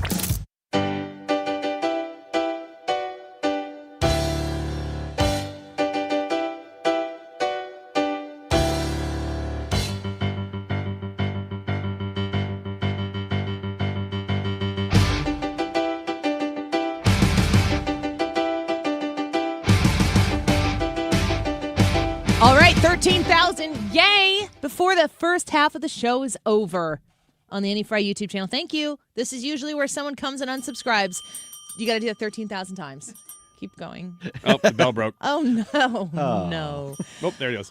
We do appreciate it. We'd still love to have a crowd of people come join us on the YouTube channel. We're going to do a lot of fun things. Here's this, before I get to, and I might tell the story and talk about the biggest story of the year, which is certainly, in my opinion, the death of Charlie Kirk. I do want to talk a little bit about, I was saying in Wiggins America that my husband was being a dream killer last night. Don't love that. Don't love the label. Sure he was doing his best. It's a Wiggins TM. Yes. Well, yeah. Wiggins is in Katie Wiggins. Yes, Mrs. Wiggins. I've mentioned this once before on the air, I think, but our kids' bathroom, there's a plumbing issue that needs to be resolved in the shower. There's a leak somewhere. There's a leak in the shower that leaks into other rooms? Below. Okay. We have to, pull everything out and fix it. Okay. Jared can do that. He knows how to do plumbing. He has, in our first house that we lived in, he turned a closet into a half bath and everything. He knows how to do it. If you know how to do something like that, and you compare the cost to pay someone to come show up and do it yourself, it is outrageous. Especially now, if it were the master bathroom, I would maybe feel a little bit different about this. But we have 6 people right now using one stand-up shower. It's a lot. No bueno. There are people not showering. It's not me. We have in the master bath, we have a stand-up shower and we have a bathtub. So Molly will take baths. She prefers baths anyway. That's fine. But we need the other shower to be fixed. It's not it's not in function. It's not in use right now because it has leaked before and we don't want to cause that problem again because that turns into a bigger problem. So I want to renovate the bathroom. It doesn't need to be fancy. The bathroom is very much like original to the house that was built in the early 2000s. So it's not like an offense to my eyes, but it is an offense to the structure of the house if we don't do something about it and continue to use it. So I think we can make this. I think we can make this happen. I know we can make this happen, but the question is, can we do it and still get along? Sounds like a sitcom. I said on X last night, I posted, I want to do this over the break. I want to get this done. I think we can do it. We've done this before, and we have more resources at our fingertips now than we did when we originally, when we had our first house. So I think we should do it over the break. And the whole time, he never says no. Do you ever say no when you're killing dreams of your wife, when she's got an idea? Do you ever just say, no, we can't do that? No. Or do you just try to make it seem so awful that she's like, okay, never mind. I give reasons why it might not work, or probably won't work. I don't just say no. That's exactly it. But do you concede that there are also a ton of reasons why it would work and be better if you did said thing? No, I don't. I work through the reasons why it won't work, so that if those are overcomable, then I know, oh, this actually is doable. That's how you do it. No, that's how you do it. That's how Jared's doing That's how you got to get over those things. You should see the ChatGPT chain I have. I have a floor plan. I have ChatGPT putting me, Dad, my dad's calling me right now. Daddy, I'm working, can't talk. He doesn't, it is a 95% chance my dad doesn't know he's calling me right now. My mom does that a lot. All the time. ChatGPT, I got it to where it's like measured out. This is how much flooring you need. It's not a big bathroom. It's got a full bath, so tub and shower, a vanity, a toilet, a mirror. Done. Small. Not going to be a huge investment in materials like as far as bathrooms could be. We're not looking to have a super high end finish here. I want it to look nice and fresh and new, but I don't want it to leak. And don't you think to yourself, like when she is what Mrs. Wiggins is telling you, if she's trying to get you to do this, isn't she saying like, but think about after the bathroom is done and we have 2 functioning showers. And if we take it apart and we can't finish it right away, we're not using the shower anyway. So it's not taking something out of use that's less than ideal. Oh yeah, she's pitching me on vision all day. That's how she gets me to agree to these things. But the practical part to me in this scenario is the cellar, because you need to not have leaky pipes. Mm-hmm. That's a problem. You need to have it functioning because you have 6 people in your house and 1 shower. That to me is the pitch. And if I heard that, I would say, yeah. Will you approve this project for me? And I'll just tell Jared you said so. Yeah. I would say go ahead and put the Wiggins stamp on it. You know how far that carries in my house. I know. It's not my dad. I'm talking about Jared. That's why I think you're fine to do it. By the way, my mom just texted me, oops. So they're together. She called me. She picked up your dad's phone. Accidentally on my dad's phone. Yeah, that happens. It just says, oops. That's funny. No, give up on vision. Give up on vision. Just go practical. We just got it. We got to get this done. That works. That's all I'm saying. It would make life easier for you. Yes. And so I have ChatGPT has created a shopping list for Home Depot specifically so that he could go in and say, this is what I need, including a list of links. So if we want to purchase all those things online and have them shipped to store, we could just do that from home and go in. Last night I was saying to Jared, I'm going to go take the shower surround down. And he's going, no, you're not. And I'm going, I'm just taking it down. It's not going to stop anybody from using the shower. The shower's not being used. I'm just going to take it down. And he's like, Annie, no, you're not. It was intense. You're pushing your hand. You're pushing his hand. I know. But if I start it, then it has to happen. He knows that. That's why he's telling you no. He was forceful in a vocal way that he is never. He doesn't want to do it. He probably wants a nice Christmas break, and he knows that there it goes. Lock in and get it done in 48 hours, bro. Are you good at this kind of stuff? I'm helpful. So you guys together. If I could do it myself, I would just do it myself. I don't know how to do plumbing. He knows how to do basic plumbing. How bad is the leak? Is it crazy? It or comes is it just... through it's made, the water has made its way. There was not proper ventilation done on a couple of things in the house. Like he's had to revent, for instance, the dryer didn't have a vent, and it caused condensation, which caused us whatever. We had to cut holes in the wall and we fixed it. We don't know exactly what the problem is with the shower, but we know there's a problem, and we know that we've done Drano to the point where, the thing doesn't drain, but it leaks. It's got to come out. It's got to happen. And so you're going to live stream this as you tear apart the... Well, I asked if people wanted to see it. Like, should I do a... You should. And you should have a sitcom open for it. What was she to do? Where was she to go? She was out on her fanny. That's how she became bathroom renovation Annie. Hey, I need that clipped because we'll use it. Jared's sitting right now in his car going, oh. Yeah, you're getting the weight of St. Louis behind this project. I know. I'm flexing the few muscles that I have right now. This is pressure. And Jared, even Ryan said we should do it, mostly because it involves him at Yeah, I don't have to no do anything. corner. I have no investment in this other than this moment, just agreeing with you to make a nice, clean, wrapped up segment. This is rational, though, correct? This is a rational. Based on the way that you've pitched it, I would agree. I can, according to the materials, which includes everything from the mortar that goes under the bathtub when you set a new bathtub in there. Maybe we'll keep the bathtub that we have and I'll paint it, but I'm preparing to buy a new one because that's how things go. We can do the project for like $2,000. Plus time. Yeah, but time we have right now. Time you have right now. And I keep telling him, like, if we put this off, every day that we don't get started on this is a day that it doesn't get done until summer because we started it too late in our break. Or we could go B to the dub and get it done right away. And then we could have people showering, not in his, but mostly my shower. Get them out. I will say, as somebody who is not handy at all, but does own some real estate. Chris, go ahead. This is a project that I would prioritize because I don't deal with leaks. If there's something leaking, Something else is going to happen. I'm like, no, we got to get that fixed. Yeah. Chris on YouTube said, Annie sounds like my wife. Oversimplifies what's involved. Excuse me. I know what's involved. I talked to ChatGPT, and ChatGPT gave me step-by-step instructions. And I've watched a lot of YouTube DIYs on bathrooms that look exactly like mine. So I know exactly what I'm doing. I'm making so many men crazy. That's why I said, Including Jared.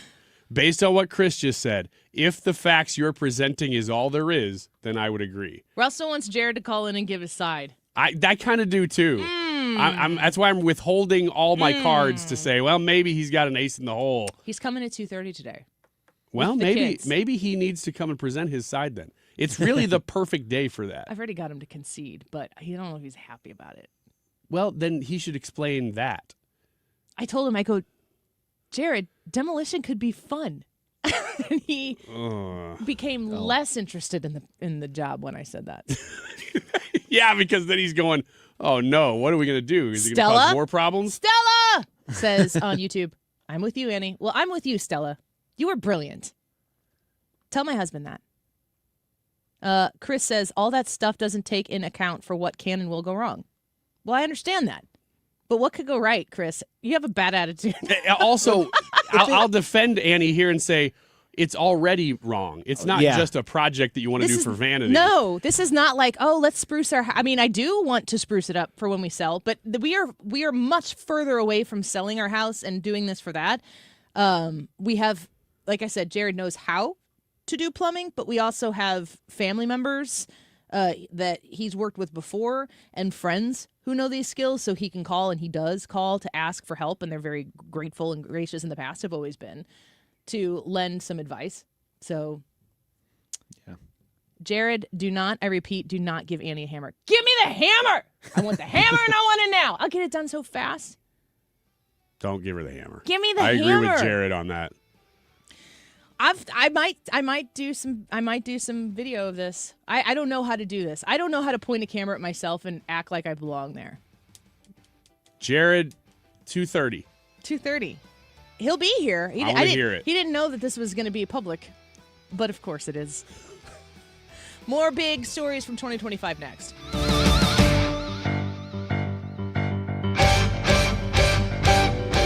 Hi, I'm Bob Kershaw with Retirement Advisor Group.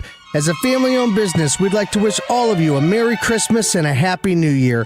We grew up right here in St. Louis, part of a large family, and that's what makes the holidays so special. The things we hold in our hearts, not in our hands. It's the people, family, friends, and personal relationships that grow stronger with the passing of time. Hi, I'm Tammy Kershaw. In the past 39 years, we have become part of many lasting relationships, and we have made a lot of friends in and around St. Louis that just can't be taken away. So, as we turn the page and put yet another year in the books, let's remember to be good to one another. And for those of you who have lost loved ones, our hearts go out to you. Here's hoping next year will bring even more joy and blessings to all of you. And remember the important things to be thankful for. From all of us at the Retirement Advisory Group and from our family to your family, we'd like to wish you all a very Merry Christmas and a Happy New Year. As a mom, Comforting my family is what I do best. Vicks Vapor Stick provides soothing, non-medicated Vicks vapors in an easy-to-apply stick, and it dries fast, so there's no mess. I use it to comfort myself and my family. Thanks, Mom. Vicks Vapo Stick, soothing comfort for the whole family. And try Vicks Vapo Shower Max for steamy Vicks vapors when you need more comfort for yourself. Use as directed. 10 athletes will face the toughest job interview in fitness that will push past physical and mental breaking points. You are the fittest of the fit. Only one of you will leave here with an iFit contract for $250,000. This is when mindset comes in. Someone will be eliminated. Pressure is coming down. Trainer Games on Prime Video January 8th. Watch the trailer on trainergames.com. The YouTube live chat poll today is, which do you enjoy more at Christmas time, giving gifts or receiving gifts? And we are judging you. I'm just kidding. It's a anonymous poll. Unless you leave a comment like Doug did. He said receiving gifts, but then he quoted that as the Democrats. Quick Rick says by far it's giving gifts. And then let's see here. Kate says Zelensky likes to receive gifts. We're doing some politic jokes here. And also, if you're watching the live stream, some great gift ideas floating around behind my head right now. 1:38, this time check sponsored by Jerry Kelly Heating, Air Conditioning, Electrical, and Plumbing. It's time for a $98 furnace tune-up. Your voice, your values. 97.1 FM Talk. St. Louis Conservative.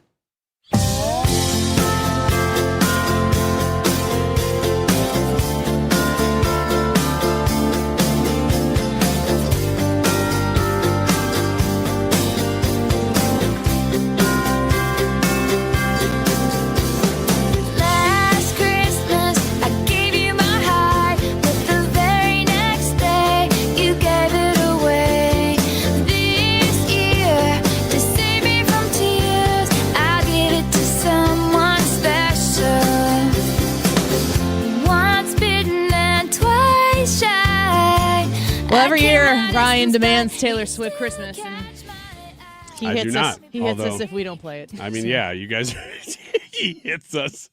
That's not where I thought that was going. Listen, you're going to play Taylor Swift Christmas, or I'm going to punch you in the face. It's not I very don't hard. care. I don't but... care if you're a boy or a girl. It doesn't hurt. It's just annoying. So not only am I extremely slaps us violent, in the nose. I'm violent, but I'm also weak. Great. Kind of looks like a cat's paws, just like lasers. I'm like, hey, ooh, what's that? Climbing up my little tower, perched in here in the corner. Play Taylor Swift. Any more texts? 314-241-9797. That's 314-241-9797. If you want to text us, you can text us anything. We have no rules today. Annie is a smoke show. Ryan is a dope show. What? Is that really in there? Yeah. Oh, thanks. It says Ryan is not nerdy. Merry Christmas to you all. Love you guys from Dawn. Hi, Dawn. Merry Christmas. Have ChatGPT do your bathroom. Is there a way? Because I would hire ChatGPT to do it. I don't like how ChatGPT is all smart about everything, but it can't actually do any real work. I got hostile with ChatGPT last night. Good for you. I was trying to Somebody make needs it to put in make this place. a diagram of my bathroom, and it kept moving the door to the wrong wall. And Ugh. eventually, at one point, I wrote in all caps, "You are making me crazy," and it was like, you have a right to be frustrated. I understand that I've misunderstood you. It was the Hunter Biden response. It was. I don't know. I went to Grok, and I told Grok specifically, I'm bringing this over to you because I was trying to use ChatGPT, and it wasn't getting it right. Hopefully you can. And then when I put in the prompt that I was trying, basically in the bathroom that I want to renovate in the next 48 hours, there's a bump out from a hall closet, like a linen closet. So I need to factor in that that's not flooring that I would need or whatever. It kept putting the bump out like as a separate space on the thing. And when I put it into Grok, it gave me renderings of nice-looking bathrooms. Really? I was so mad. I'm like, be smarter than this. AI is not there yet, folks. No, it's not. It's helpful, but it is as frustrating as working with humans. Yeah. Yeah, I've tried using AI for a few spreadsheet things, and it's like, guys, you don't know what you're doing yet. Frustrating? Frustrating. Because it almost gets it. Yeah. It kind of gets it. It hooks you like you're just writing the prompt the wrong way. And so you spend 5 times as much time trying to write a correct prompt than it would have if you had just made the spreadsheet yourself. And that's the thing, is that I don't want to waste my time to not waste time. I'll tell you where it's really helpful, though, is with my business being like, hey, this is the name of my business. Write me up a receipt for $1,600. And it just, boom, boom, boom. There it is. That's really helpful. I did ask ChatGPT for some good pudding T-shirt ideas, and it delivered. Oh, yeah? Yeah. Can you share? Maybe later. Can you dish I might that make pudding? them. Might put them in my store. You're going to hold that pudding, you're going to dish. Oh. just a smile and a sigh. Yes. Okay. Annie's a smoke show. Ryan's a dope show? Yeah, that's in there. That's kind of hurtful. No, it's not to you. Well, it's just, He's calling me a dope. He or she. I don't know who it is. Merry Christmas. Good luck with the bathroom from John. Thank you. Gonna need it. Say some prayers. You should try bumping with zombie claws. I don't know what that means. Sounds... This is, but it ends with coming from a loyal listener. Ryan, air quotes, doesn't know what that means. Okay. It's not me. Mm-hmm. I'm trying to screen these before I just read them. Well, you whiffed on the last one. This one says, for me, if I have a task I don't really want to do, I will allow myself to get something special I've been wanting when it's all done. Something to look forward to. But what you want is the bathroom. So you're kind of going with both there. That's all. Oh, gosh, the texts just keep coming in. 314-241-9797. Let's take a quick break. You can keep texting us. We love reading them. It's fun to be able to connect with you on a day like today. When we come back, we are going to talk about Charlie Kirk, though. Okay. That happened live. That unfolded while we were on the air, like from start to finish. What do you want to read before we go? Is anybody getting Ethan melatonin deodorant for Christmas? Why didn't I think of that? Oh my gosh, I gotta go to the store. I'll be right back. Don't go away. Save me from tears, I'll give it to someone special. Last Christmas, I gave you my heart, but the very next day, you gave it away. RulerFoods.com. We have been going to and fro to the grocery store, and anytime you have a chance to save, you want to do that right now. You ever feel like you're like, where's all this money I'm spending coming from? Where is it going? Well, go to Ruler Foods, and you'll be able to keep some of your own money, your hard-earned money, because you can save on all sorts of different things every single day just by virtue of shopping at Ruler Foods. They do have extra savings right now on Kroger 4-count butter sticks, 2 for just $6. And your favorite drinks, if you're having people over, you want to stock up on Coke or Pepsi products, 12 packs, buy 2, get 2 free. And don't forget, if you download the Ruler Foods app, you can unwrap over $75 in digital coupons each and every week when you shop with the app. It's the easiest way to save big and to keep your season stress-free by saving each and every time you shop. And the Ruler Foods app will help you schedule a delivery, so those delivery savings come right to your door. All the information you need to know at rulerfoods.com. Hey, it's Sue Thomas, just here to wish you a very Merry Christmas. Hope you have a wonderful holiday. And thanks for being such fabulous people. We just have the best listeners, and we all really, really appreciate it. And a Happy New Year, too. The team at Ricken Financial want to help you make educated and informed decisions about your retirement strategies. Why not rely on individuals who can optimize your thinking and optimize your plan and optimize all the resources and show you what's all available to be able to make a truly informed decision? Call Ricken Financial today, 314-207-6211, or online at rickenfinancial.com, and join us for Kickin' with the Rickens, Sunday at 1 p.m. here on 97.1 FM Talk. Investment advisory products and services made available through Impact Partnership Wealth, LLC, IPW, a registered investment advisor. This is the Annie Fry Show on 97.1 FM Talk, St. Louis Conservative.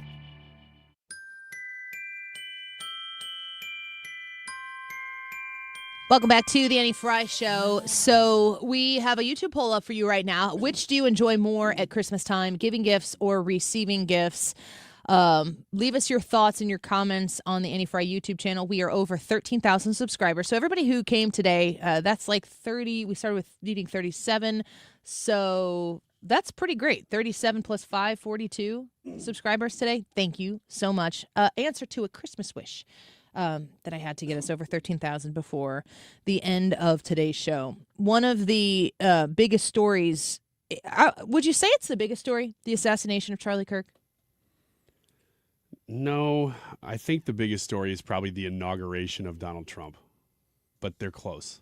I don't think that, I don't think you have an inauguration of Donald Trump without Charlie Kirk. I truly think that his efforts through Turning Point, but also taking an entire generation and giving them a safe space to think differently than the indoctrination places that they're regularly connected to. I think that Charlie Kirk's influence, J.D. Vance told the story of informing President Trump that Charlie Kirk had been shot and killed, that he said that Donald Trump sat back in his chair. He was sitting at his desk in the Oval Office, sat back in his chair and said something to the effect of, like, he worked really hard for us, didn't he? And I think J.D. Vance made a comment that was one of the only times that he kind of saw the president at a loss for words in that moment, knowing that the finality of what had taken place. And I would presume the way that story unfolded that day, I was interviewing DeRoy Murdoch, I believe. Was it a Wednesday? I was interviewing DeRoy Murdoch, I think. Is that right? Or was it no, it was Congressman Bost. That's who it was. I was interviewing Congressman Mike Bost. So it was about 1:30. So it would have been a Wednesday. We would have interviewed DeRoy at 1 and Bost at 1:30. And the news started to hit that this had happened. And there are many times during the show where we are seeing rumblings on X that something has happened. And I just don't want to bring that to your attention until it's something that can be confirmed. And so we were watching and we were actively looking for confirmation. Now, somebody could be shot. Donald Trump was shot. He was grazed in the air. Was he shot? You're darn right he was shot. Did they try to kill him? Of course they tried to kill him. He survived. What does it mean when Charlie Kirk got shot? Over the course of the following 90 minutes on the show, we turned it over to live coverage on Fox News. And, I've thought about taking that video down on our YouTube channel, but I know that wherever you were in that moment, you could go see where we were. And we were, Ryan, I remember you saying that you had seen the video, which eventually most of us ended up seeing. And I don't know that it's out there anymore. I haven't looked. But the video is so gruesome.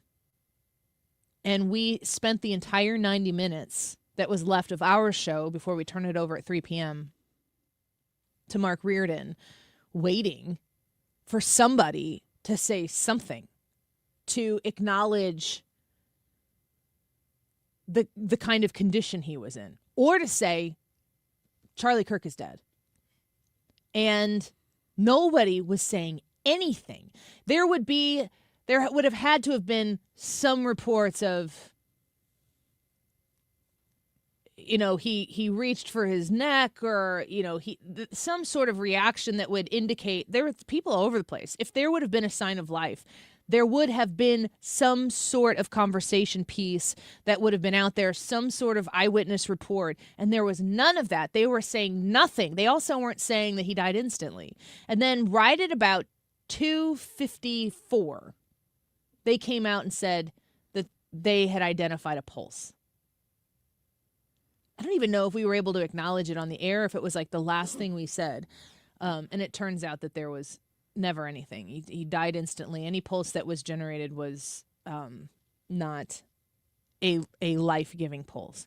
But Ryan, you were sitting in here while we were just listening to the Fox News report, because 97.1 is St. Louis's Fox News radio affiliate. So we are grateful, especially in a moment like that, to have the ability to bring you straight to the closest on-the-scene reporting that we have through our partnership with Fox News.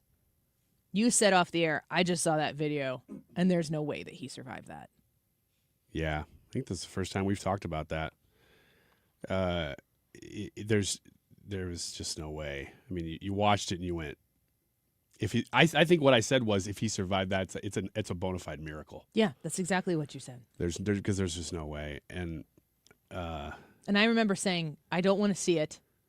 I don't want to know. And before the show was even over, you couldn't not encounter it. You know, I'm curious, and again, this is an opportunity if you want to talk to us, to text us or live stream, comment with us, of what you were feeling that day, because I know in here we were surprised at how emotional we were, because before Charlie Kirk was he's a martyr now. Mm-hmm.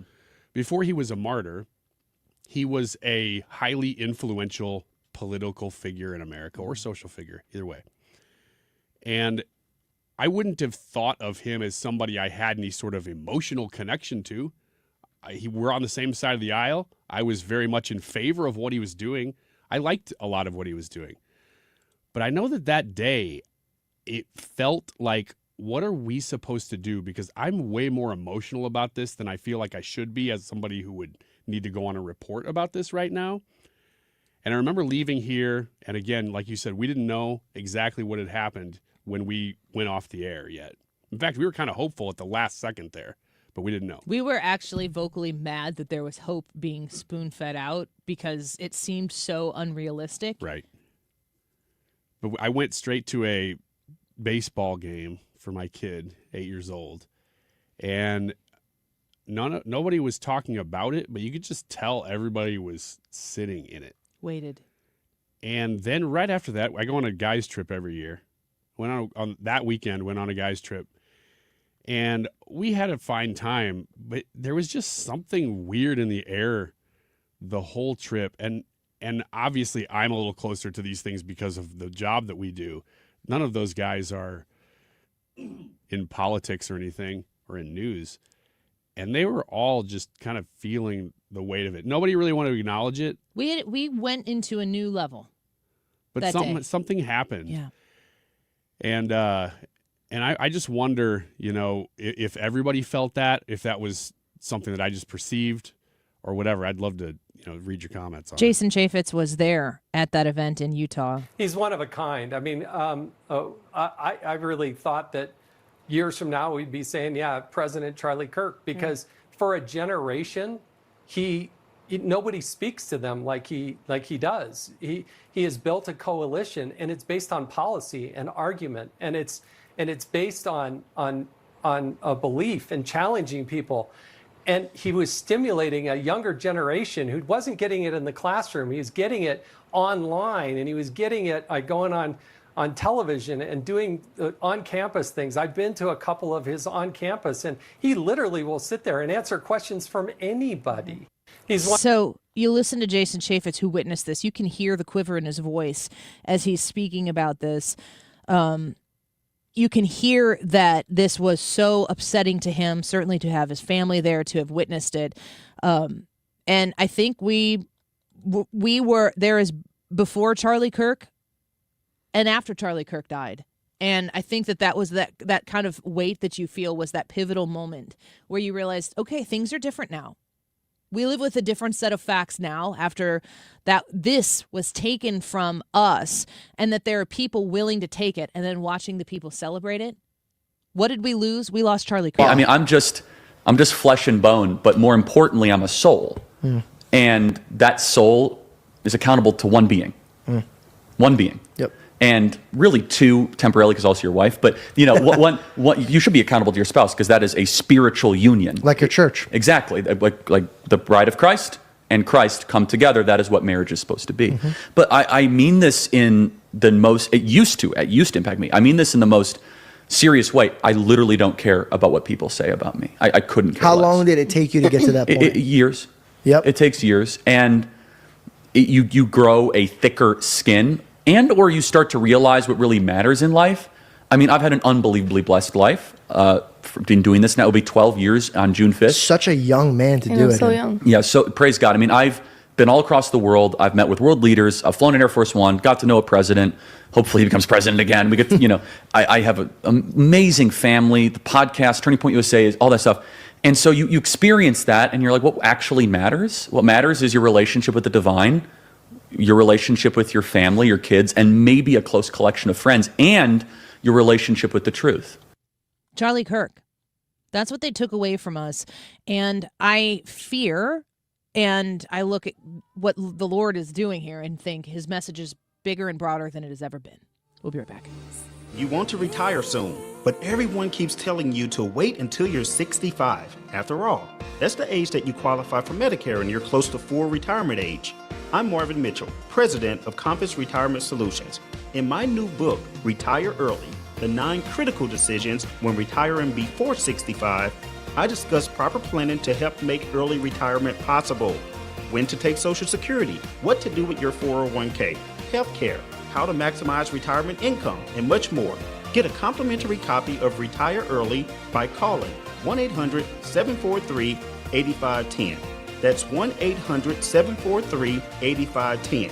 Can you retire early? Call 1-800-743-8510 for your copy of Retire Early, the 9 critical decisions when retiring before 65. Investments and services offered through Compass Retirement Group, a registered investment advisory in Missouri and Illinois. Compass Retirement Solutions is not affiliated with the U.S. government or any governmental agency. HomeshieldFoundationRepairs.com. I was talking about the leak in our bathroom, and you know what? If you don't handle those things on time, then they become bigger problems. Let's talk about the leak in your basement. You've got water seeping in when the rain comes pouring down, poor drainage, whatever, but it's affected the foundation of your home. You have to get this taken care of, and you need to go to a place where you can trust that they are going to fix the actual problem at hand and put you in a place where the solution is one you're going to be able to rely on. That waterproofed basement with Home Shield Foundation Repair comes with a lifetime warranty. How do you get connected to Matt Hayes? You call 314-227-9636. That's 314-227-9636. Matt Hayes is the owner of this local business at Home Shield Foundation Repair, and he has years and years and years of service of providing people exactly like you with the solution they need to finally fix that wet basement once and for all. 314-227-9636, HomeshieldFoundationRepairs.com. If you owe the IRS, you have a legal issue, and you need the Lance Drury Law Firm. We'll protect your rights. Log on at lancedrurylaw.com or call us toll-free at 888-367-6512. Hey guys, are you dealing with low energy weight gain or issues in the bedroom? Game Day Men's Health is the premier men's health clinic in the St. Louis area with locations in Chesterfield and O'Fallon, Missouri. They specialize in low testosterone and sexual health, and they also help men and women with medical weight loss, vitamins, and peptides. They offer free consultations and testosterone tests with results in about 20 minutes. Get in, get answers, get back to the top of your game. Visit GameDayMen'sHealth.com. Again, that's GameDayMen'sHealth.com. I love this song! I love nachos. Loving everything? You might be buzzed. You know what I'd love? A ride when it's time to head out. If you see a buzzed warning sign, call for a ride when it's time to go home. Buzz driving is drunk driving. A message from NHTSA and the Ad Council. KFTK FM Florissant from the Kaufman Townsley St. Louis's Injury Lawyers Studio. Call 314-777-7777. That's 314-777-7777. Stevens, Fox News. The Justice Department releasing more documents connected to the late sex offender Jeffrey Epstein. Revelations are there, like a fake passport that Epstein used in the 80s, listing Saudi Arabia as his place of residence. Also, an apparent link to the British royal family with a sender titled The Invisible Man, writing in an email that he was writing from Balmoral Castle to Ghislaine Maxwell in 2001, asking, "Have you found me some new inappropriate friends?" It's signed just A. The sender is not identified, but many readers suspect that this points to former Prince Andrew, who is noted elsewhere in the documents as providing zero cooperation in the federal Epstein probe. That's Fox's Alexandria Hall. The DOJ also claiming in a post on X that some of the documents contain untrue and sensationalist claims against President Trump that were submitted before the 2020 election. The White House, meantime, celebrating better than expected GDP growth. Fox Business's Darren Botello. 4.3% growth in the third quarter, bucking the trend, not what a lot of analysts expected. The president posting on Truth Social, crediting the tariffs for all this growth. Also talking about the future of our country. Of course, there's going to be a lot more money in people's pockets in 2026 because of the one big beautiful bill with those tax breaks. And again, Fox's Darren Botello from the White House. L.A. County bracing for a storm system expected to bring heavy rain and dangerous weather conditions. L.A. County Sheriff Robert Luna. We have activated key emergency resources, including search and rescue teams and Air Rescue 5 helicopter, which is equipped to deploy swift water rescue capabilities if needed. Evacuation warnings already been issued for recent burn scar zones. Flash flooding is expected, along with winds gusting up to 60 miles an hour. America's listening to Fox News.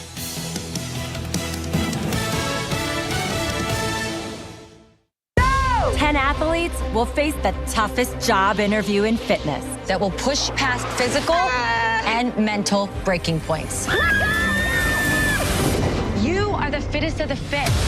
Only one of you will leave here with an iFit contract for $250,000. This is when mindset comes in. Someone will be eliminated. Pressure is coming down. Trainer Games on Prime Video January 8th. Watch the trailer on trainergames.com. Picture this, you're on a date, and then bad breath happens. Confidence gone. Here's the truth. Most gums and mints are just bad breath Band-Aids, but not Zellman's Minty Mouth. The functional breath freshener you swallow. Tiny dual-action capsules with mint on the outside, parsley seed oil inside, clinically tested to fight the toughest offenders, even garlic and onions. It's only available online. Go to Zellmans.com, Zelmins, Zellmans.com, code FRESH for 15% off. Air Comfort Service, heating, cooling, and insulation. Weather. Partly sunny skies and quiet this afternoon, 62. A weak cool front sweeps by tonight, 44. Wednesday, partly to mostly cloudy, 69 degrees. Wednesday night, Christmas Eve, cloudy skies, maybe a sprinkle. That would be about it. And how about 55 for the low? Thursday, Christmas Day, partly sunny at 71. 71 is the record from 1889. This is 97.1 FM Talk. Chief Meteorologist Dave Murray. The Annie Fry Show is sponsored by Air Comfort Service Heating, Cooling, and Insulation. Air Comfort Service is hiring licensed journeymen. Don't have a journeyman license? Air Comfort Service will help you get it. Get guaranteed hours year-round and more. Apply online at aircomfortservice.com. Annie Fry, Ryan Wiggins, Brad Ring. That's us. That's right. Gotta love this American ride. What do you want from me? I'm not America's sweetheart. Goodness sake, kid. Keep your voice down. Your father's listening to the radio. I'm not America's sweetheart. This is the Annie Fry Show on 97.1 FM Talk. Welcome back to the Annie Fry Show. Merry Christmas to you and to yours. We have opened up the text line 314-241-9797, inviting you to send us anything you want for the Christmas text line. Bring it on. Anything? Yeah, this one says, I just bought a puppy for Christmas. All right. What kind of puppy? And I've been trying to think of a name, and now it's obvious. We think we'll name him Charlie. Oh, yay. That's a common dog name. Yeah, I guess it is, isn't it? There's a lot of people who name their kids or their dogs Charlie. My son is named Charlie. Maybe I could have named my dog Charlie instead, but... This person says, I experienced sheer rage over Charlie's assassination. Rage at the side that hates America. Yeah. We were talking about the big stories of 2025, and I really do think that the marquee story of 2025 is the assassination of Charlie Kirk. I do understand that the inauguration of Trump is a huge deal. I think maybe I just consider that to be a 2024 story. Yeah, that's true. Like, he won in 24. The victory is in 2024. I mean, it could be 61 half dozen the other. Any other stories that, other ones that I have listed here are... the National Guard shooting, that one just happened. The government shutdown. The government shutdown one is actually kind of particularly annoying to me because it's just a political play. Like when it comes to big news stories that are moving the country in one direction, the country went in a different direction when Charlie Kirk was shot. Jenny McCarthy, have you seen the clip of Jenny McCarthy sitting on that podcast? And she was talking about how she'd always been conservative, she'd always been Christian, but when Charlie Kirk was killed for what he believed, she was like, I'm all in. No, I've not seen that. And I didn't even know that about Jenny McCarthy. Nicki Minaj at AmFest. I mean, that is such a crazy cycle of I guess a series of events that leads us to where the year ends with Nicki Minaj on stage with Erica Kirk. Yeah, and I don't know if this is on your sheet. You said you have, some big stories from the year. But one that we talked a lot about, so it took up a lot of airtime, a lot of attention, and you can kind of branch this off into a few different areas, but all under the umbrella of Elon Musk. Him with Doge, him with Tesla and all the car burnings, him and his fight with Donald Trump that then kind of came back where they're on good terms again, kind of after Charlie Kirk. At his memorial. Yeah, but Doge, everything about it was such a big story and then kind of has become a background story. It's not that it's gone away. It's just that it's not headline anymore. That, to me, was a big part of the earlier part of this year. Doge and Elon Musk. Yeah, I wonder what the long-term effect of Doge is. I do, too. Like, if it seems like you have to have initial sweep, and then you have to maintain constantly being in pursuit of people who would be willing to take advantage of a situation and launder money through the government. I think the NGO stories that are kind of low-level stories in this news cycle that we're in right now, but every time there's corruption and taxpayer dollars just being hemorrhaged into the abyss, the NGOs are involved. Oh, yeah. I've seen reports that suggest, and this isn't mainstream reporting, so I'll cite it and say that I'm citing other people who've done this homework.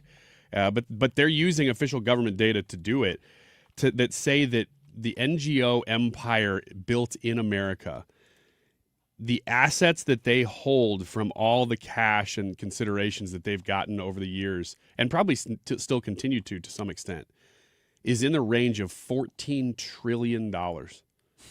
And they added up the GDP of, I think it was Germany, Japan, and India combined, do not have as much in their gross domestic product as our NGO system does, which is just, even if it's not exactly that, but these are people using official government data to do this reporting. It's insane how much of our tax money has gone to these things. Give me a good or a bad on Donald Trump's cabinet this 1 year-ish in Brooke Rollins, Secretary of Agriculture. Her in particular? Yeah, just good or bad? Good, for sure. Good. I'd say good as well. Howard Lutnick, Secretary of Commerce. Big thumbs up. Yeah, good. Pete Hegseth. Good. This still says Department of Defense, Secretary of War. Linda McMahon, Secretary of Education. Jury's out. She's supposed to end that department and hasn't yet. I think she's doing a wonderful job because she's definitely making way toward that. So I'd give her good. Secretary of Energy, Chris Wright. I don't know much about him. I don't know much about him either. But certainly energy has taken a drastic 180 turn from where the Biden administration left it. Pam Bondi, Attorney General. Jury's out. I don't want to say that she's doing a terrible job. I just feel like there could be people in there who would do such a better job. When you can pick literally anybody, they have to pass Senate confirmation or whatever. But when you can put up literally anyone for that job, I just am like, I don't know why it's Pam Bondi. Well, she screwed up the Epstein stuff for sure. In what way? She came out publicly and said, well, here's what we're going to do. And then she gave, quote unquote, the Epstein files to a bunch of right-wing influencers, of which nothing more was determined. Said they had the tapes, don't know what she was talking about. She basically made it a story that ended up being a boondoggle for Trump. And now we're on the back end of that, finding out there was nothing more to it. At least nothing more that's caused any more ripples within that world. Homeland Security Secretary Kristi Noem. Homeland Security has been a big thumbs up. I don't know if she's the one to give praise or not, but I'd give her a solid score. I feel like she's doing more. There's more doing now than there is like camera. Yeah, for a while, there's a lot of camera. Where I was like, okay, I get it, but get to the job. Brad, you were gonna say something? Yeah, I was gonna say I think she grew into that role. There was a lot of, I called it tactical Barbie stuff, and then she's now like, yikes, tactical Barbie. You know what is weird is, and I've seen people report on this, and I started thinking about it, and I don't know the answer to it. who is actually running the Homeland Security? Is it Tom Homan and Immigration, or is it Kristi Noem? And I think there's a battle there. It's a friendly battle, but I don't know. Homan? Yeah. Homan is who he is because it's an appointed position. It's not it's not one that has to get approved by the Senate. Right. So it's a hand in hand. But I don't know who is in charge of what there. And that may be very clearly defined if you're in Washington, D.C. and work for those agencies, but I just don't know the answer to that. Would we call her Tactical Barbie if she weren't pretty? If she gussied herself up, whoever got in there and they gussied themselves up the way she did and then threw on the tactical gear, I absolutely would do it. Even if she was doing the job? Yeah. Yikes. Housing and Urban Development, HUD, Scott Turner. He's been doing a fantastic job Underrated. behind the scenes. Mm-hmm. Yeah, he's not getting a lot of attention, but he is going after basically all the stuff that's getting headlines of fraud and people abusing the system and illegal immigration and all these things that happen with housing. He's doing all of that. He was one of the people who was, after a cabinet meeting, being interviewed, and they were talking about how like they were going to be kicking people out of their government housing or whatever. And he's like, are you in favor of providing? It's just like the story we read yesterday, the gentleman with the last name Scott, where it was like he is, what was he, in his 20s or 30s or 40s or something like that? No job, no attempt to get a job, able-bodied, nothing. Every single thing that you would say like, oh, well, those people shouldn't have to work, or that person. All he had to do was work 20 hours to continue to have his SNAP benefits. And he's like, well, no one's coming giving me a job. Like, gosh, you're going to be Employee of the Year somewhere. Let's see. But Scott Turner was the one who was like saying, no, we don't want to provide those people government-funded housing anymore. Right. RFK Jr., Health and Human Services Secretary. I'd give him an A-. There are things that I was hoping he would do quicker, that he would talk about before he was in that position, that he hasn't quite crossed over and done yet. But at the same time, I think he's doing a good job. Yeah, I'd say he's doing good. Doug Burgum, Department of the Interior. Insofar as the Department of the Interior head can have an effect, he's had a good one. Mm-hmm. Yeah. Department of Labor, Chavez DeRemer. Oh, I don't even know if I know that guy's name. That's Lori. That's a lady. Yeah. So understood. How about Sean Duffy, Department of Transportation? He's done a really good job. And you know what he doesn't get credit for enough is sticking up for the people who do a good job in the TSA and in all these positions that really don't get heralded very much. Do you like the fact that he's like, you guys could shape it up a little bit when you're traveling? Yeah, I kind of do like it. I like that he's saying it, but he's not like regulating it. And he said that he's not going to regulate it. Yeah, because he couldn't. Right. But he said, this is something I'd like to see. We're not going to push it. You guys look like slobs. But wouldn't mind if everybody dressed up a little bit. Wear clothes. Wear whole outfits. Bessent, Secretary of Treasury. He's been surprisingly effective. And he's carried the message of Trump in the media much better than I thought he would. He might be my favorite one so far. Veterans Affairs, Doug Collins. Excellent job. Yeah, don't know much about him, which means he's probably doing a good job. CIA Director John Ratcliffe. No, don't like him. You... I don't like him enough that I would like to see him leave. Why? The things that I'm reading about that come from, this is getting pretty deep, but the things that I'm reading that Tulsi Gabbard, as the Director of National Intelligence, is finding that make their way via the CIA to President Trump's desk, they get censored a lot. And not that President Trump can't go directly to Tulsi Gabbard, but I just see that Radcliffe, he seems to be a career CIA guy, in my opinion. John Ratcliffe? Yeah. He's new to the CIA. He seems to be a state guy.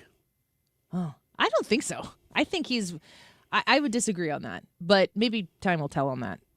The CIA is the one area that seems to swallow people whole, but I don't think that with John Ratcliffe at all. I think he's been one of the true loyalists to Donald Trump, but time will tell. Lee Zeldin, EPA.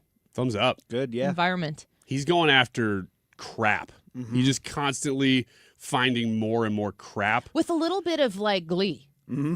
Glee and anger. that he finds stuff. He's like, are you freaking kidding me? Which is the appropriate reaction. Yeah, it really is. National Intelligence, Tulsi Gabbard. Really good. I think her best days are to come, though. National Intelligence, Barbie. Brad? Yeah, I'd give her a good on that as well.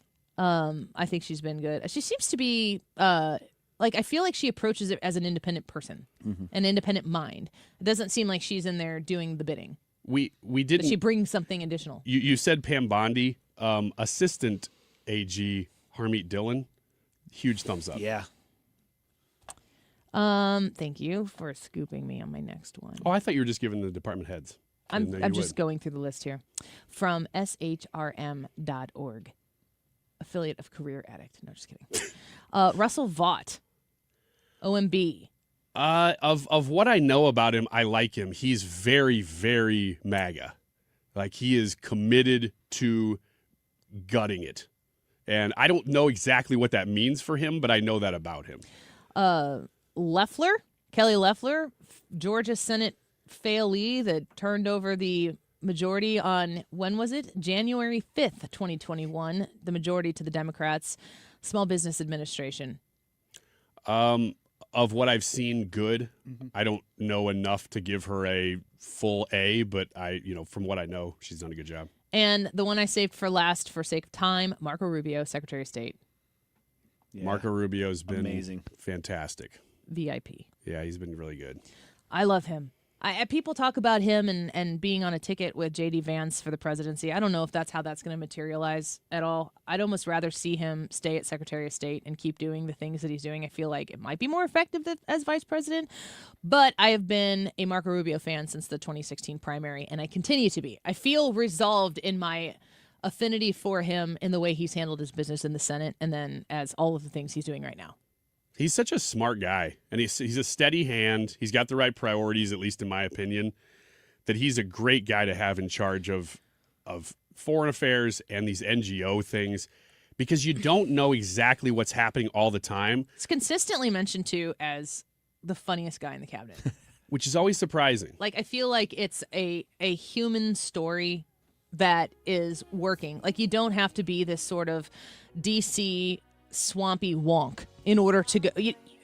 We can actually, as voters and constituents and taxpayers, we can actually relate to the people who are there doing the business that is our business.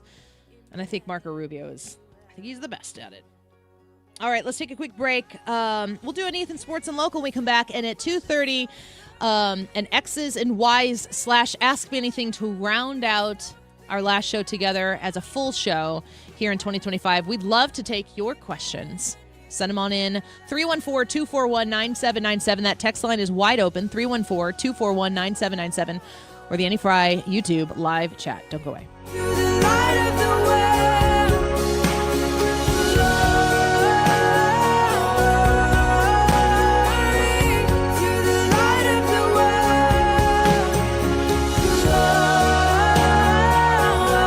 Point Pest Control. Remember to spell point with an E. PointPestControl.com. Mice in your home. You do not want that this time of year, especially when there's so many goodies sitting out and about. You're leaving crumbs behind. That's a problem. If you've got mice in your home, you need to get rid of them, and you need to make sure you get rid of all of them. You call Point Pest Control, and they can do that for you. 636-798-0023. That's 636-798-0023. You can find them online as well at PointPestControl.com. Reach out to them and talk to them about becoming a Premier Service Plan subscriber. We are at the Fry Home. And if you mention Annie when you call 636-798-0023, you're going to save 10% on top of whatever discounts or sales, whatever promotions they have going right now. That mentioning my name is going to give you an extra 10% off. Spiders, ants, crickets, mice, you become a Premier Service Plan subscriber. You're going to get rid of whatever pests are pesting in your home, pestering in your home. You'll be glad you did. I certainly am. We are pest free. 636-798-0023. Point with an E. PointPestControl.com. If you're considering an annuity as part of your retirement plan, we need to talk. Hi, I'm Bob Stockdale, Senior Vice President Investments with the ClearPath Wealth Management Group at Stifel and host of On the Money, Saturday mornings at 11 on 97.1 FM Talk. Annuities can be a useful tool for some retirement investors, but not all annuities are created equal. Every week, we meet clients who own complex annuities that don't suit their needs and, in some cases, actively undermine their retirement plan. Before you purchase an annuity, get a second opinion from the ClearPath Wealth Management Group at Stifel. Requesting a consultation is free of charge. To request a free consultation, contact us at clearpathinvesting.com. That's clearpathinvesting.com, or call us at 636-695-2650. That's clearpathinvesting.com or 636-695-2650. Stifel Nicholas & Company Incorporated, member NYSE and SIPC. If you want thick, healthy, gorgeous hair, then you need Hair Volume from New Nordic. Available as a tablet or delicious gummy, Hair Volume is available online at Amazon and NewNordicUSA.com or in the hair care aisle at your local CVS. Live, local, and conservative. It's the Annie Fry Show. 97.1 FM Talk. Hold up. Check it out. Ethan's boring local news. All right, you gotta live up to that now. Hello. Well, Ethan. This sounds too boring. We're going to talk about some local news now. Take it away, Ryan. Wow. No thanks. This is your segment. It's Ethan's boring local news. Now do your segment. Yes, sir. Last night was a pretty solid night for ILL. That? INI. the St. Louis Blues. Oh. I'm kidding. I'm kidding. I'm Never kidding. mind. We'll get back to that story in a little bit. I was kidding. It is for the Illini. Last night was the bragging rights competition. I don't know what you would call it. Certainly it wasn't a competition last night. It was a beatdown at Last year's Enterprise game Center. was a really great game. Mizzou won, right? Last year? I honestly don't remember who won last year, but it was down to the last play. The fun part about this rivalry. Maybe Mizzou did win. The fun part about this rivalry is almost always, keyword almost always, it's competitive. Yeah. It doesn't matter who is the better team that year. It's just one of those rivalry games that's always close. Isn't Mizzou suffering an enormous amount of injuries? I'm pretty no sure. idea. I think that they are. I think that the team that played last night from Mizzou is not their A team. Last night wasn't competitive. No. Jared kept going, they're going to be up by 20. I'm like, more. He goes, do you want more? I go, more. I want more. It's not even like, I don't feel a negative sentiment towards Mizzou. I just want Illinois to do well or whatever. I would say that probably even more so if it was like Mark Cox's Kentucky Wildcats or something like that. Well, they did win by more than 20. Yeah, I wanted 100. They won by 43. Yeah. Wow. 91 to 48. Wow. 91 to 48. That is ridiculous. With the win, the Illini move to 9-3 on the year. Mizzou drops to 10-3. And let's see, who does Illinois have next? They have the next few days off, and then they face off against Southern University. I can only imagine what the spread was going to look like for that game. But yeah, Illini off to a good start, good win for them, and yeah, it's setting up to be a promised campaign for U of I. Mizzou, on the other hand, next year, Mizzou is supposed to be very good. They have the #1 recruiting class in the country for next year, but it has been a slow start to 2025 with losses against now Notre Dame, Kansas, and Illinois. The St. Louis Blues did also play last night, but it was not a great night. We're still wins and it's still working on that. We're going streaking. Yay, streaking. Still working on trying to get that win streak. If the Blues are able to accomplish a streak, then Ryan will streak through St. Louis streets. Yes, I like that. Peer pressure for the people. What if they go on a streak now? I will do it. I am naked every day in the shower. I might as well just do it somewhere else. Yeah, but not until you get in. That. Do you know, Ethan, have you been around for Ryan's explanation of how he takes baths? No. This psychopath gets completely naked, crawls into the bathtub, and then turns on the water. No, you don't, dude. That's awful. She's lying. You sicko. Thing of I leave my serial jeans killers. on. No. I do that, all that, but with All jeans. the way stripped down in the bathtub, naked as a jaybird, then the water comes on. That water is not warm when it comes out the first time. Blues win 3. I could be your Jaybird. Ew. She's right, though, about the bathing. For the record, for those at home, he was talking to Ethan. Which makes it even more horrifying. Was I, though? Was I talking to everyone? Because if I can, run down the street. That's the scariest option of all. Is a threat. So the Blues need to maintain their terrible performance record. What if they never get to 3 the whole season? I mean, there's a pretty good chance we're almost halfway through the season. Are we really? Last night was their 38th game of the year. They play 82, so 3 away from halfway point. My gosh, that's terrible. I know. 4-1 loss last night against the Tampa Bay Lightning. Real question about the Blues. Mhm. Is there a point where people don't care anymore? Like is there a point where you just start mailing it in as an organization? Like for the You mean season? from the fan base's No, perspective? I mean like, is there a point? I don't know. Let's take for instance the Pittsburgh Pirates. It seems like there's a point every season where you've got a Paul Skeens who's a Cy Young winner, and like what was his record? It was is that the worst record of a Cy Young award winner It ever? may have been down there. It wasn't great. But it's not because of Skeens. It's because the organization isn't Correct. competing. Correct. So in hockey, like in football, if you're trying to get a higher draft pick, there might be a time where you start going, our goal here is not to win a game. I don't know. Is that happening in hockey?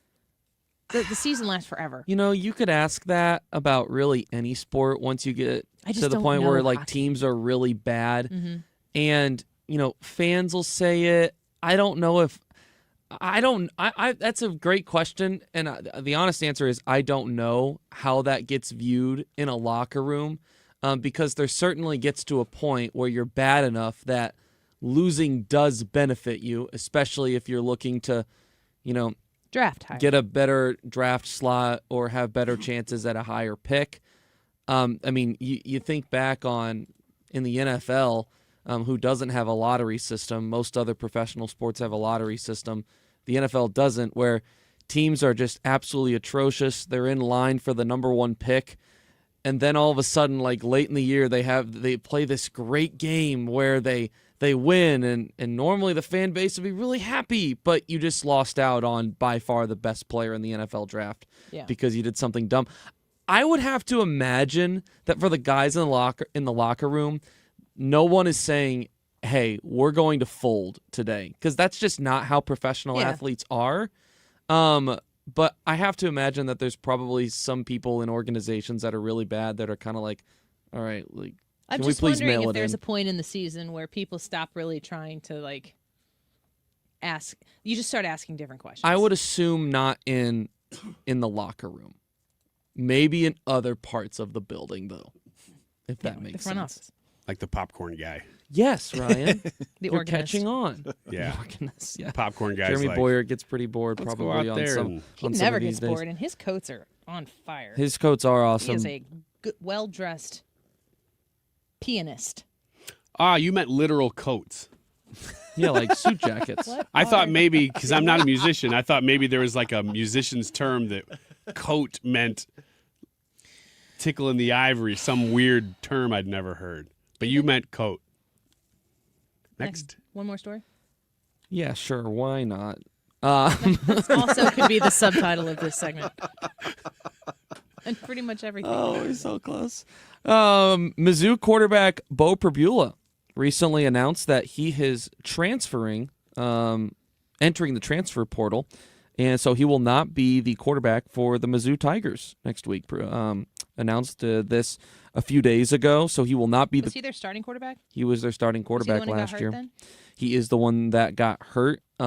He originally people thought that he was going to miss the entire season. The injury didn't end up being as bad as initially thought, so he ended up playing the last couple of games of the year. But he is entering the portal, so as a result, he will not play for the Tigers in their bowl game against Virginia. And this is one of those situations where I think a lot of people expected this because of the guy that, first off, he underwhelmed. He wasn't as good, I think, as a lot of people thought he was going to be. And then, two, the guy that started when he was injured is a true freshman, so I think a lot of people think they're going to take their time and make sure that they develop him and give him opportunities to play. So I have to imagine that Beau Pribule probably saw the writing on the wall and knew that there was a chance that he wasn't even going to be starting next year, and probably said, I'm going to skedaddle and see if I can play somewhere else. Okay. Well, I'm going to distribute some of our gifts, my gifts that I have for you guys. We're going to open some of them here on the break. And when we come back, we're going to do Ask Us Anything. It's kind of a mashup. It's Tuesday. Kind of feels like Friday here on the Annie Fry Show of X's and Y's and Ask Us Anything. We would love your questions, your scenarios, if you'd like us to kind of game plan something at 314-241-9797. That's 314-241-9797. You can text us there. You can comment on the Annie Fry YouTube channel. And we'll be doing some gift giving here on the live stream. Don't go away. You better not pout, I'm telling you why. Santa Claus is coming to town. Santa Claus is coming to town. Hey, it's good to see you. At Grasser Home Services, we're looking for happy plumbers to join our team. Plumbers who are polite, honest, and do the job right. And love dogs. They must love dogs. Plumbers who treat customers' homes with respect, care about the details, and show up on time. Know a happy plumber who's great with dogs? Have them call Grasser Home Services. Green is always Grasser at GrasserHomeservices.com. Looking for something smart, soulful, and full of heart? I'm Jen Hatmaker, host of For the Love, the podcast where we talk about what really matters. Love and family, faith and purpose. Every week, I'm joined by incredible guests for honest conversations that invite all of us to live with more intention, more laughter, and more connection. Join us on For the Love wherever you get your podcasts. Mark Cox here for the Range St. Louis West. Right now, they're giving away a free basic handgun skills class.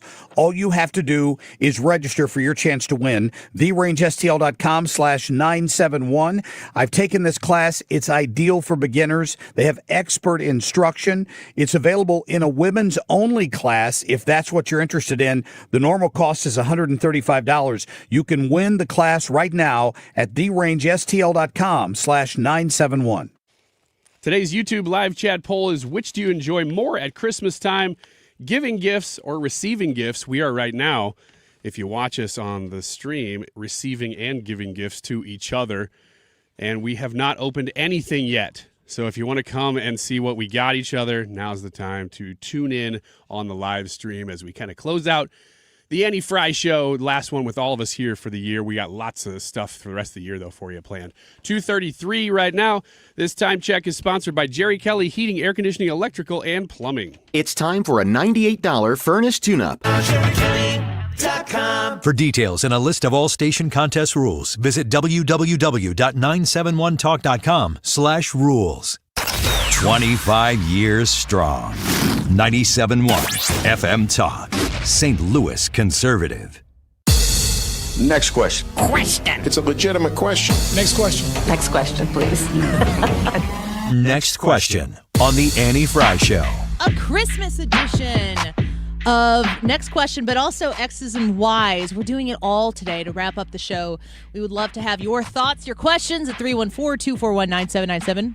Start it off, Ryan. I've been storing this one up from a listener. His name is Quick Rick. Okay. And because it does kind of cross over into both X's and Y's territory, male, female, and also just a good question.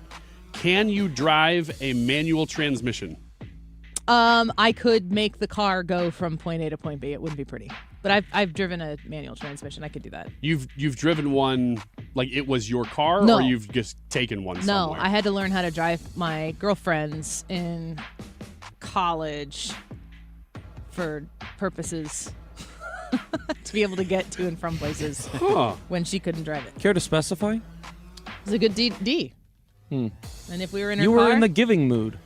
It was the YouTube poll for today. Which do you enjoy more, Christmas time, giving gifts or receiving gifts? So, yeah, and Jared had a Jeep.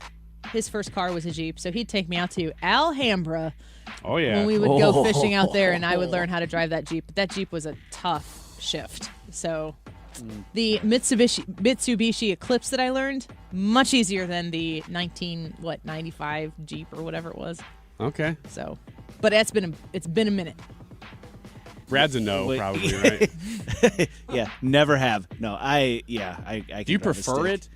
it? Depends on the vehicle. Like, I'd rather not in a pickup truck, but like in a sports car or something like that, for sure. Ethan? More fun. Come on, you know the answer. No. No. That is the answer. I was gonna say I'm guessing you're no. Can you ride? No, not really. Never had to. The only time I ever was made to was when I used to work at golf courses, and we would sometimes have to take a maintenance vehicle from one place to another, and some of those were manual. And I really leaned into the fact that I could not drive a manual, so I would never have to do that. Man, that tracks. You have held closely to that mentality. Yeah. All right, I'm going to give you this gift to open while we're answering more questions. This one specifically for you. All the other gifts that I gave, everybody has the same, close to the same I have thing. one in particular for you as well. Brad, next question. You go. Yeah. So, do you think that life is easier for attractive people? Like, do they play? Yes. Do they do life on easy mode? I love this question.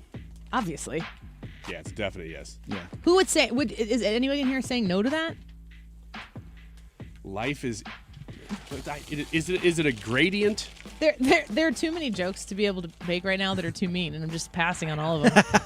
I know. I'm sorry, Ryan. Right, Ethan has entered the chat. What do you think? I mean, yeah, my life has been super easy. Okay, there you go. It's the opposite of the joke I was going to make. Yeah, so. me too. It's the opposite of the joke I made. Yeah, Ethan, do you have thoughts on that? I would agree in large part that life is easier for better-looking people. I would say it is the easiest for good-looking women. So you think good-looking women have it easier than good-looking men? In some ways, not entirely. I mean, like, it totally varies on how you. What's going on over here? What do you? I gave him a gift. I saw that shirt on some dude, and I thought I should get that for Ryan. I bought it from Amazon when I was at a random volleyball game. No, sitting there. I think that there's certainly things that women have to deal with that guys don't. But I don't know. I think of the episode of Seinfeld where, like, pretty girls are just able to kind of get out of like certain things and. Don't you think men have life easier than women? In general, yes. So then, good-looking men have life easier than good-looking women. I think that there is a bigger. How about this? I think that good-looking women have a bigger advantage over bad-looking women than good-looking men have over bad-looking men. How about that? Say that again. I would agree with that. I think good-looking women have a bigger advantage over bad-looking women than good-looking men have over bad-looking men. I would, yes. A good-looking woman can make it further easier than a less attractive woman. Mm-hmm. That's not to say that the less attractive woman can't. Sure. But I still think an attractive man makes it further than an attractive woman, just because it is still a bit of a man's world. They did a study recently, and I thought it was a nice study because they had the same girl wearing basically the same clothes, but in the first one she was kind of like hidden. You couldn't see her body basically, and they saw how many tips she got in a day working at the counter of a coffee shop. The next day, they had her wear a little bit lower cut shirt and accentuated her a little bit, and she ended up getting about the same amount of tips. On the third day, they very much accentuated her and let her be known that she was very attractive, and she got like twice the tips. So it was weird because it wasn't until you really went all in that they noticed a difference in the tips. But it was still an interesting video. Ethan, you have a question? I do not at the moment. You want to go to the YouTube or do you have one on the text line? My question here, I'll ask you my question. What gift are you, like, to whom are you most excited to give a gift this year? Do you have anybody in mind? I can answer that one. I am very excited to give my wife the gift I got for her this year. What is it? She's at home from work right now listening, so I think she's gonna love it. Ryan gave me Run Amok Snow Globe Sparkle Syrup, maple syrup with sparkles. That was your big gift. Thank you. Because that was, you know how hard that is to find? Why does it have sparkles? Because it's cool. It's just cool looking, and it's really hard to find. Did And I you had to go all think, over were you looking at sitting that. there thinking, gosh, what would she really like? And Yep. you were like, maple syrup with sparkles. I have to go find some. Yeah, I didn't know if it existed, but once I found out it did, I'm like, that's Actually, he manufactured this himself. Uh-huh. I didn't even know if you ate maple syrup This because is- I don't know what you eat anymore. This tracks. But I figured at very least, I know that you make waffles and pancakes and stuff for your family. Yep. So that they would enjoy it. 'cause it's Mica-based super cool. pearlescent pigment. I'm just trying to figure out what the sparkles that we will That Run Amok be brand is ingesting. everywhere this year, but that sparkle stuff, it sells out. You can't find it. Thank So you. I went in search of it thinking that you would like it. Brad, or you answered the question. Ethan, do you have a gift that you're super excited to give? Yeah, I'm really looking forward to Ryan opening my gift. Okay. Does he have it in front of him right now? No, you haven't Is it opened it this yet. tumbler? No. But Okay. What is that? What's on it? Anything? Just a blue tumbler? Blue. Okay. Ryan, open your gift from Ethan. Which I think it's the gift bag right there. This one? Yeah. Yes, that's it. All right. I'm super excited for the gifts we're giving my kids this year, and I can't really go into more detail because I think they're probably listening right now to us talking. But there are multiple gifts that we got for our kids this year, and I'm just pretty pumped about it. We really focused this year more on stuff for the kids, and we're a little more thoughtful about that. And they're all, we've got in our house almost 16 on Friday, 15, 13, 9, and 4. So it's going to be a really fun Christmas day. What do you know got? what's really cool, Ethan? I got a Dr. Pepper shirt for my cousin in a gift bag that I sent to him. And when I bought it, I said, man, I'd like to have a Dr. Pepper shirt. I wish I would have bought myself one. And you got me a Dr. Pepper shirt that says, trust me, I'm a doctor. All right. Ryan, next question. Next question is, can you play an instrument? I can play piano. I can play a tune on the piano. I'm not a great piano player, but I definitely know how to play the piano. I can play simple pieces and play them well. And I can play the guitar. And I can play a ukulele. You can play a lot. Can you play an instrument, Brad? Define play, because I can make recognizable noises out of a bass guitar. Oh, Like okay. I can kind of Could go you- along. Could you play in a band? I don't know that I could keep up. If you had to? Depending on the song, yeah. Ethan? I played piano from kindergarten to 8th grade, and at one point was not half bad.